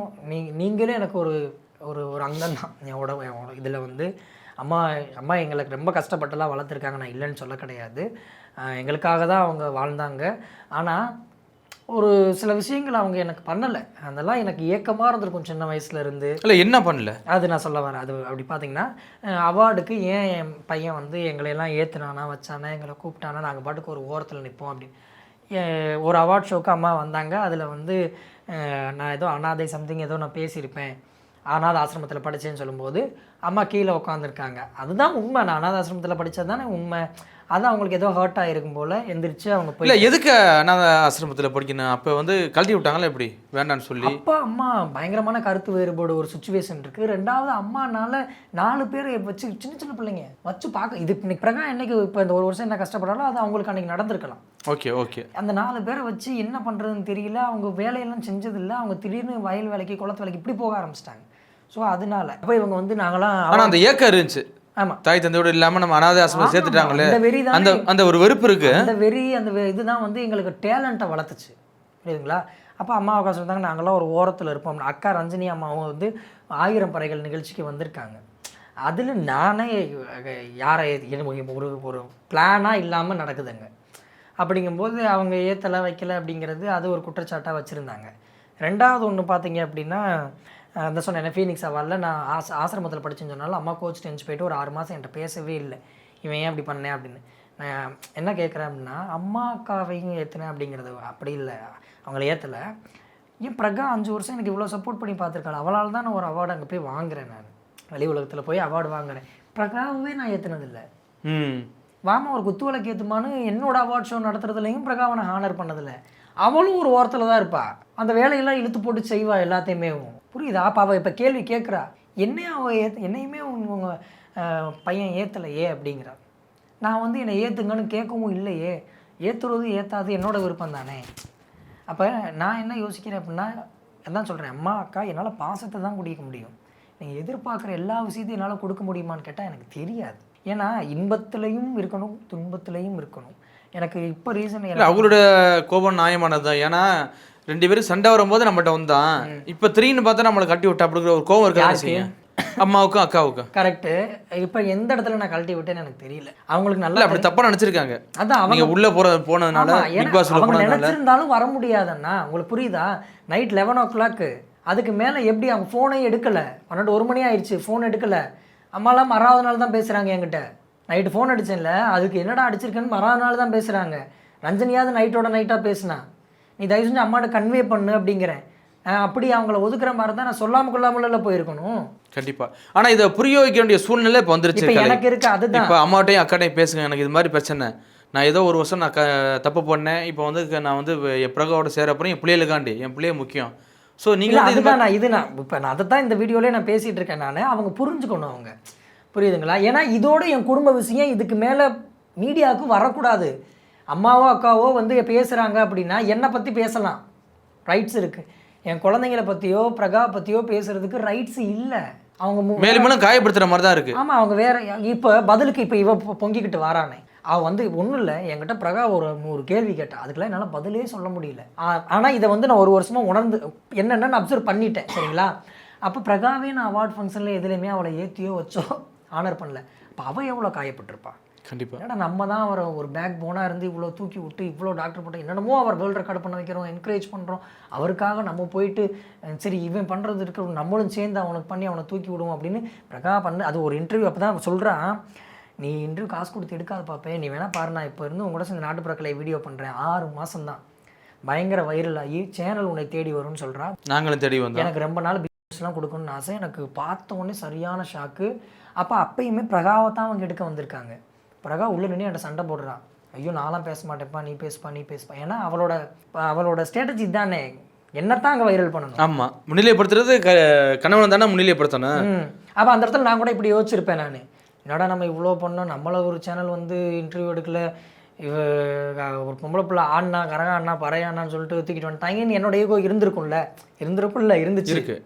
இருந்துச்சு. ஆனால் அவளோட மைண்ட் எப்படி இருந்திருக்கு பாருங்க, நீ பேசு, எனக்கெல்லாம் பேச தெரியாது, பிரகாவுக்காக பேச தெரியாது, யாராவது நம்புவாங்களா, அப்போ என்னை பேசுன்னு சொல்லிட்டு ஒத்த காலில் சேனல் அவங்க சென்னையிலேருந்து வந்துட்டாங்க. இப்போ பேச மாட்டேன், எங்கள் வீட்டுக்காரர் உட்காந்தா தான் பேசுவேன்னு அடம் பிடிக்கிறேன்னா அவனுக்கு வேறு வழி இல்லை. கண்டிப்பாக. இப்போ நான் பேசும்போது அப்போ தான் நான் பண்ண விஷயங்கள் எல்லாம் வெளியே தெரியுது, இன்னும் வைரல் ஆகும். அப்போ இது யார் கொடுத்தது? பிரகாவுடைய இல்லை. இப்போ ஒரு வருஷமாக பிரகாவை ரொம்ப தரக்குறைவாக பேசியிருக்கீங்க, நீ நிறையா ஒரு இது வச்சிருக்கீங்க. ஆனால் ஒரு வருஷமாக கிடையாது, அந்த சர்ச்சையில் ரொம்ப எதிர்ப்பாக பேசியிருக்கீங்க. ஆனால் இப்போ வந்து இவ்வளோ தூரம் பாராட்டி பேசுனா மக்கள் ஏற்றுக்குவாங்களா? இல்லை, பாராட்டி நான் என் தப்பை நான் சொல்கிறேன். நான் இதைத்தான் பண்ணியிருக்கேன், நான் புரிஞ்சுக்காம ஒரு வருஷம். ஏன்னா இந்த ஒரு வருஷம் நான் அந்த ஊரை விட்டு எனக்கு வரது கூட என்கிட்ட காசு கிடையாது, புரியுதுங்களா? யார் அந்த பையன் மூவிக்கு ப்ரொடியூசர் சிவான், அவர் தான் பே பண்ணி என்னை ஈரோட்டுக்கு வர வைக்கிறாரு. அங்கேருந்து என் ட்ராவல் இதாகுது. கள்ளக்குறிச்சியில் 1 மாதம் ஷூட்டு போகுது. படத்தை முடிச்சுட்டு அப்பார்ட்மெண்ட் எடுத்து கொடுக்குறாரு சிவானா, அப்பார்ட்மெண்ட்டில் ஸ்டே பண்ணுறேன். அப்படிங்கும்போது அப்போ தான் பிரகா கிட்ட அவள் சொல்கிற ரூலுக்கெல்லாம் நான் கட்டுப்படி ஆகுறேன். கொஞ்சம் அவளும் இந்த முடி வெட்டினது அப்போல்லாம் வந்து மனசுக்குள்ளேயே வச்சுருந்துருக்கா, ஓகே கொஞ்சம் கொஞ்சமாக திருந்தி வரான் அப்படின்னு. அதுக்கப்புறம் தான் ரீஜாயின் ஆகுது. அப்படிங்கிற பட்சத்தில் நான் என்ன உணர்ந்துக்கல. இது எதுக்காக நான் சொல்கிறேன்னா, நான் கெட்டவேன்றதுக்காகவும் சொல்ல வரல, பிரகா வந்து இவ்வளோ நல்லவ அப்படின்றதுக்காக நான் சொல்ல வரல, நடந்ததை சொல்கிறேன். எதுக்காக அப்படின்னா, நீங்கள் உங்கள் வீடுகளில் இப்படிலாம் ஒரு பொண்டாட்டி பண்ணும்போது நம்ம ஒரு தப்பான பெர்ஸ்பெக்டிவில் பார்த்துட்ருப்போம். அதை மாற்றுறதுக்கு சில பேர், நிறைய பேர்த்துக்கு என்னடா கலை இப்படி சொன்னார், ஆனால் இன்றைக்கி இப்படி உணர்ந்துட்டு வந்திருக்காரு. ஏன்னா நான் அங்கேருந்து வந்து எங்கேயாவது எனக்கு பேட்டி கொடுக்கறதுக்கான நேரம் இருந்துச்சா சொல்லுங்கள் பார்க்கலாம். ஷூட்டில் இருக்கேன், அப்படியே எங்கே போகிறேன், பிபிக்குள்ளே போகிறேன். கண்டிப்பாக. இப்போ வெளியே வரேன், சொல்கிறதுக்கான எனக்கு நேரம் கிடைக்குதா? நானும் இந்த விஷயங்கள்லாம் ஒரு இடத்துல சொல்லணும் அப்படின்னு எனக்கு ஒன்று இருக்கும்ல. இப்போ நேரம் கிடைச்சிருக்கு. இப்போ நேரம் கிடைக்குதுல்ல. இப்போ பிக் பாஸ் கலைஞர்ஸ்னு சொல்லும்போது ஏற்றுக்கக்கூடிய, இப்போ இந்த வீடியோவை எல்லாரும் பார்ப்பாங்கல்ல.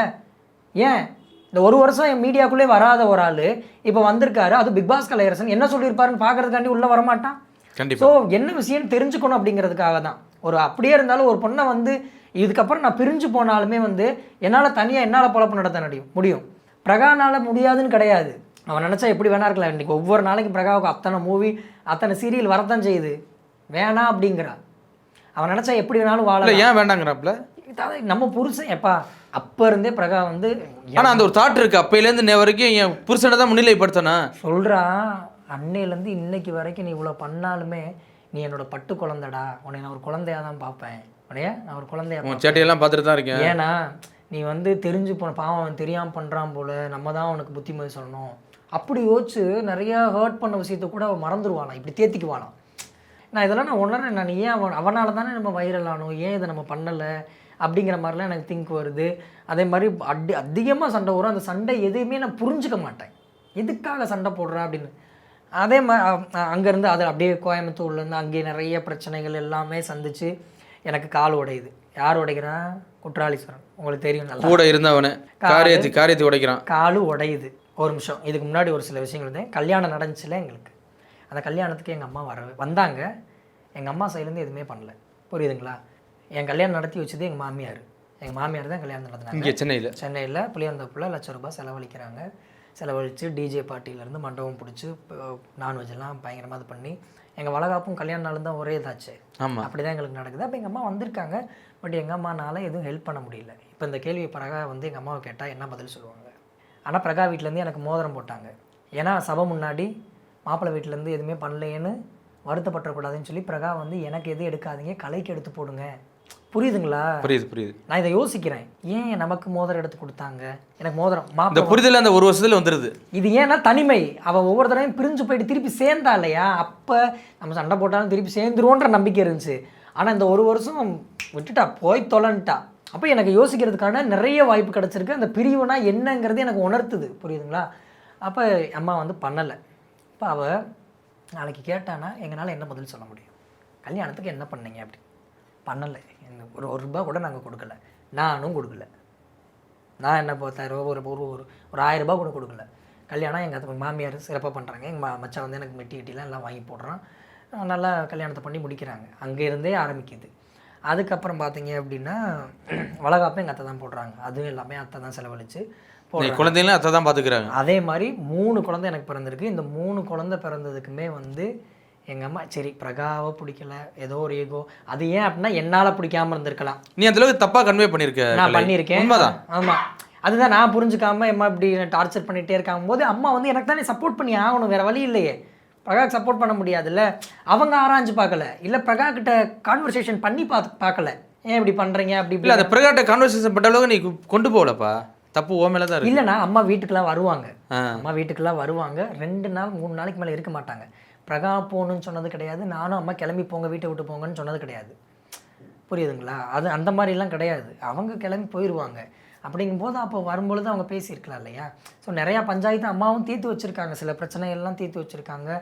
பிரகாவே அம்மாவை கூப்பிட்டு இது பண்ணி வச்சுருக்காங்க. ஆனால் நான் அம்மா கிட்ட சொன்னதை வச்சு அவங்களுக்குள்ளே ஏதோ ஒரு இது இருக்கலாம். இவ்வளோ பிரச்சனை இருக்குது. கால் உடையுது எனக்கு. அந்த கால் உடஞ்சதில் அம்மா அக்கா எல்லாருமே வர்றாங்க. அன்னைக்கு யாரும் ₹1 கொடுக்கல. யாரும் என் கூட இருந்து என் காலை பார்த்துக்கல. அப்பையும் பிரகா வயிற்றில் பிள்ளை வச்சுருக்கா. எங்கள் மாமியார் தான் எனக்கு பாத்ரூம்லாம் கழுவி விட்டு என்னை பார்க்குறாங்க. பிரகா வயிற்றில் பிள்ளை வச்சுக்கிட்டு என்னையும் பார்த்துக்கிறா, அந்த 10 பசங்களுக்கும் சோறாக்கி ஊற்றி அவங்க அதையும் பார்க்குறா. கோயம்புத்தூரில் இதையும் பார்க்குறா. அப்போ அந்த கால் உடைச்சது ஏன்டா அப்படி பண்ணேன்னு சொல்லி குற்றாலி சொன்ன போய் எங்கள் வீட்டிலேருந்து கேட்கவும் இல்லை.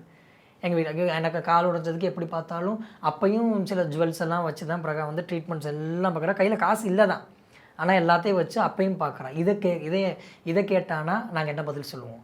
எங்கள் வீட்டில் என்ன பதில் சொல்லுவாங்க? சொல்ல முடியாது ஒன்றுங்களா. அதுக்கப்புறம் இந்த 3 குழந்தை பிறந்ததுக்குமேவும் இது பையன் வீட்டு குழந்தை. அப்போ எங்கள் அம்மா எங்கள் வாரிசு வந்து எப்படி தூக்கணும், இதனால் நானே எங்கள் அம்மாட்ட நிறையா நாள் பேசாமல் இருந்திருக்கேன். வெளியே துண்டை வச்சுட்டு நிற்கணும், வரல எங்கள் அம்மா, எங்கள் அக்கா வரல, 3 பிள்ளைங்களுக்குமே. ஆனால் எங்கள் மாமியார் வீட்டு சைட்லேருந்து கொழுதண்டை இது காஸ்டியூம்ஸு நகை நட்டு எல்லாமே எங்கள் அத்தை தங்கத்தில் கூட வாங்கிலாம் போட்டிருக்காங்க. ஸோ இது அவள் கேட்டானா எங்கிட்ட பதில் இல்லை. கொரோனா வந்துச்சு. கொரோனாவில் வேலைக்கு நாட்டுப்புற கலைஞர்களுக்கு திண்டாட்டம். வேலை எங்கேயுமே நிகழ்ச்சி போட முடியாது. எப்படி காமனாக பொதுவாக கூட முடியும்? காசு இல்லை, காலும் ஒரு பக்கம் இது, என்னால் போய் ஆடவும் முடியாது. பிரகாவோட நகையை ஃபுல்லாக வச்சு அந்த 2 வருஷத்தை பிரகா தான் ஓட்டுறான். அந்த நாட்கள் எல்லாத்தையுமே பிரகா ஓட்டுறான். அங்கேயும் பிரகா தான் ஹெல்ப் பண்ணியிருக்கேன். நானாக நினச்சிக்கிட்டேன் நம்ம இந்த பெரிய அமௌண்ட் ஒன்று எப்போயாவது கொடுக்குறோம்ல, இவ்வளோ கொடுத்துருக்கோம் அப்படின்றது என்னோட கற்பனை. ஸோ இது புரிதலில் தான் தெரியுது. இது ஒன்றா இப்படியே தொடர்ச்சியாக பார்த்தீங்கன்னா A to Z எல்லாமே கடைசி வரைக்கும் பொறுத்து தான் இருந்து பார்த்துருக்கா. ஒரு ஸ்டேஜுக்கு மேலே முடியல. அப்படி பார்த்தாலும் அந்த ப்ராஸ்டியூஷன் வீட்டில் வந்து பிடிச்சது உண்மை தான். ப்ராஸ்டியூஷன் வீட்டில் வந்து பிரகா வந்து பிடிச்ச, ஏன்னா அந்த பையன் வந்து அங்கே போய் கூப்பிட்டு காட்டுறான். அது மிஸ் அண்டர்ஸ்டாண்டிங்காக இருந்தாலும் அங்கே போய் நான் தப்பு பண்ணுறேன் பண்ணலை. ஆனால் அந்த வீடு ப்ராஸ்டியூஷன் வீட்டிலேருந்து பிரகா எனக்கு பிடிச்சது உண்மை தான். ஏன் அங்கே போனோம்? இதை நான் ஆக்சுவலி அதுதான் நான் போட்ட பிளான் வேறு. ஆனால் இது இப்படி கிரியேட் ஆகிடுச்சா, அந்த டயத்தில் பிரகானாலையுமே எதுவுமே பண்ண முடியாது. என் மேலே ஒரு சந்தேகம் இருந்துகிட்டே இருந்திருக்கும். அது அந்த இடத்துல அவள் பார்க்கும்போது அவனால் என்ன பண்ண முடியும்? சரி எதுக்கு அடிக்கிறீங்க வைக்கிறேன், நான் அவளை போட்டு எத்தனை தடவை அடிச்சிருப்பேன் நான் பிரகாவை. ஸோ அவன் என்னை அடித்தா அப்படிங்கிறது வந்து அதை மட்டுமே நம்ம குற்றச்சாட்டாக வைக்க முடியாது. ஒரு வீட்டிலேருந்து பிடிச்சிருக்கா, அதுக்கு சரியான விளக்கம் இல்லை. ஏன் உனக்கு வீட்டு இருக்கும்போது எதுக்கு நீங்கள் வந்து படுக்கணும்? ஊருக்கு போகிறதா இருந்தால் நீ ஊருக்கு போயிருக்கலாமே. அப்படி கேட்குறேன், நான் சரியான விளக்கம் கொடுக்கல. அப்போ அடிக்கிறா. தப்பு பண்ண தூக்கி மடியில் வச்சு யாரும் கொஞ்ச மாட்டாங்க. ஸோ அது எனக்கு அப்புறம் தான் வரும். இந்த மாதிரி எல்லா விஷயங்கள்லையுமே பிரகாவோட சப்போர்ட் இல்லாமல் நான் வந்ததே இல்லை. ஏன் இந்த 1 இயர் நான் தனியாக தானே இருந்தேன். நான் பெரிய ஆளாக இருந்தால் நான் திருப்பி மேலே வந்திருக்கலாமே. அப்போ இடையில பிரகா எல்லாம் மோட்டிவேட் பண்ணி ரீசார்ஜ் பண்ணி விடுவா. எதாவது கேட்டால், ஏன்டா நீ உங்ககிட்ட வந்து ₹1 வாங்க முடியல, ஏன்டா வந்து கேட்குறியாடா அப்படின்னு ஒரு ஃப்ரெண்டு மாதிரி இருப்பா. எப்படியும் மேலே வா அப்படின்னுவா. ஸோ இவ்வளோ பண்ணியிருக்கா அப்படிங்கிற பட்சத்தில் வந்து இதுதான் உண்மை. மக்களை தெரிஞ்சுக்கங்க. இதுக்கு மேலே நாங்கள் பிரிஞ்சாலும் சேர்ந்தாலும் ஹவெவர் என்னால் அக்செப்ட் பண்ணிக்க முடியும். ஆனால் ஒரு 3 பிள்ளைங்களை வச்சு இந்த 1 இயர் பிரகா பார்த்தது மிகப்பெரிய கொடுமை தான். அதுவுமே நிறையா ஜுவல்ஸை வச்சு தான் ஒவ்வொரு மாதத்தையும் ஓட்டியிருக்கா. அதில் நான் வந்து பார்க்கும்பொழுது தான் எனக்கு தெரிஞ்சிச்சு. நான் உணர்ந்த விஷயங்களை வச்சு தான் அவகிட்ட நான் கெஞ்சி கதறி கூத்தாடி அவகிட்ட போய் சேர்ந்தேன்.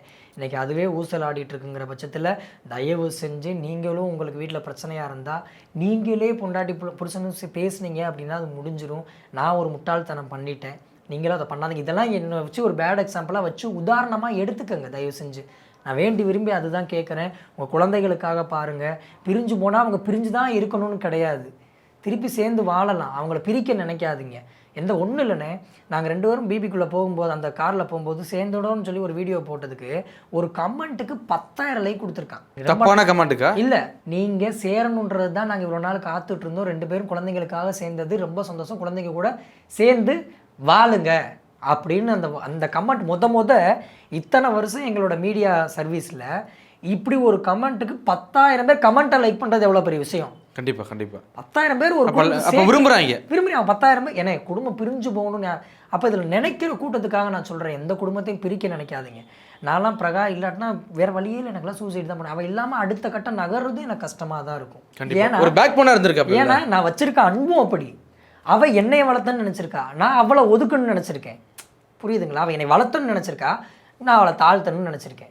அவன் நினச்சா முன்னாடி நாங்கள் என்னை கல்யாணம் முன்னாடி சீரியல் ஆல்பம் சாங் எவ்வளவோ பண்ணி பயங்கர ஃபேமஸ் தான், இன்ஸ்டாலே ஃபேமஸ் தான். திருப்பி என்னை கல்யாணம் பண்ணதுக்கப்புறம் சீரியல் போயிருக்கலாம். இன்றைக்கி போனாலும் ஒரு நாளைக்கு சீரியலுக்கு ஒரு 10,000 ரூபா சேலரி வாங்கினாலும் அவன் அழகாக குடும்பத்தை ரன் பண்ணலாம். ஏன் ஒரு குடும்ப பொண்ணால் நம்ம இப்படி தான் இருக்கணும், ஒரு குடும்பத்தை இப்படி தான் பார்க்கணும். நம்ம புருஷன் ஏதோ கஞ்சியோ கூழோ ஊற்றுறான், இதை வச்சு நம்ம குடும்பத்தை ரன் பண்ணிக்குவோம், எதுக்கு பெருசாக ஆட்டெல்லாம் ஆடணும் அப்படின்னு யோசிச்சிருக்கா. புரியுதுங்களா? ஸோ இதுதான் மக்களே நான் சொல்ல வந்தது. என் மேலே மிகப்பெரிய தப்பு இருக்குது. கணவன் மனைவினா பிரச்சனைகள் வரத்தான் செய்யும். எதுக்காக எங்கள் பிரச்சனை மீடியாவுக்கு வந்துச்சு அப்படின்னா, நாங்கள் ஒரு மீடியா பர்சன். குழந்தை பெற்றது மீடியாவில் தான் பெற்றோம், கல்யாணம் பண்ணது மீடியாவில் தான், எல்லாமே மீடியாவில் நடந்தனால எங்களோட பிரிவும் மீடியாவில் தான் நடந்துச்சு, ரீஜாயினிங்கும் மீடியாலேயே நடக்கட்டும்.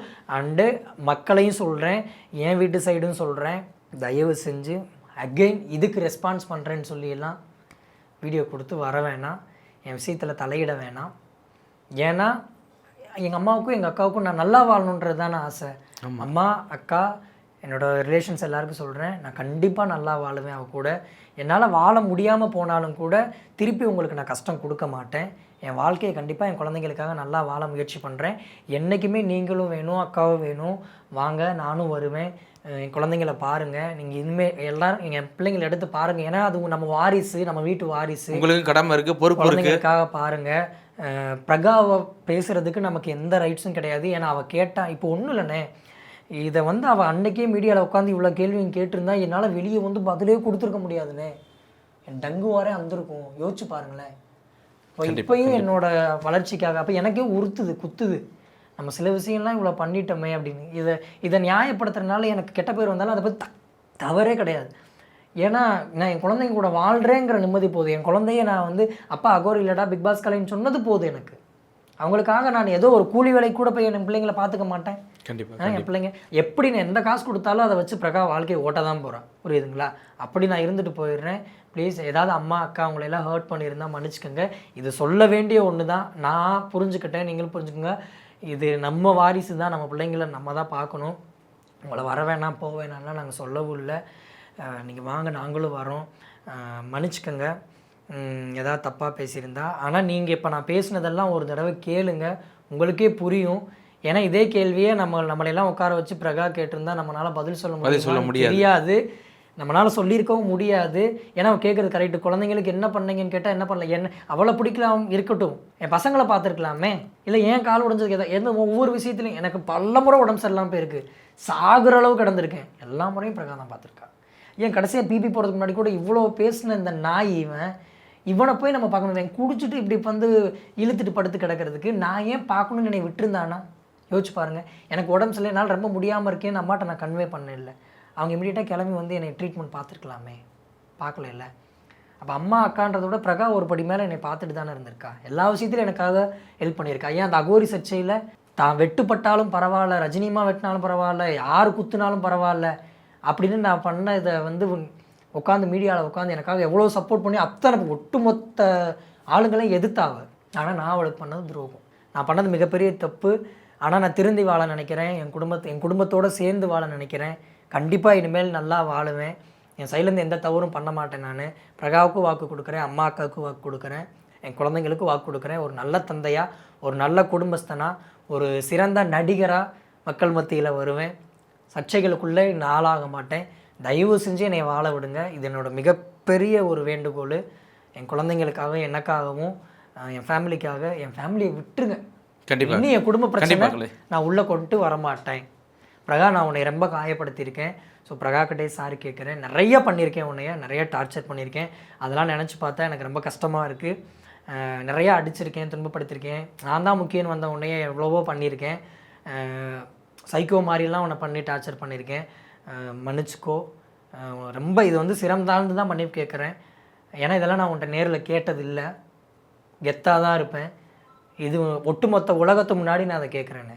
கண்டிப்பாக கலை, இந்த வீடியோ பார்த்தா எல்லாருக்கும் புரியும், பார்க்குற பார்வையாளருக்கும் புரியும், அப்பா அம்மா அக்காவுக்கும் புரியும், பிரகாவுக்கும் புரியும் நம்புகிறேன். தொடர்ச்சியாக சந்திப்போம். மிக்க நன்றி கலை.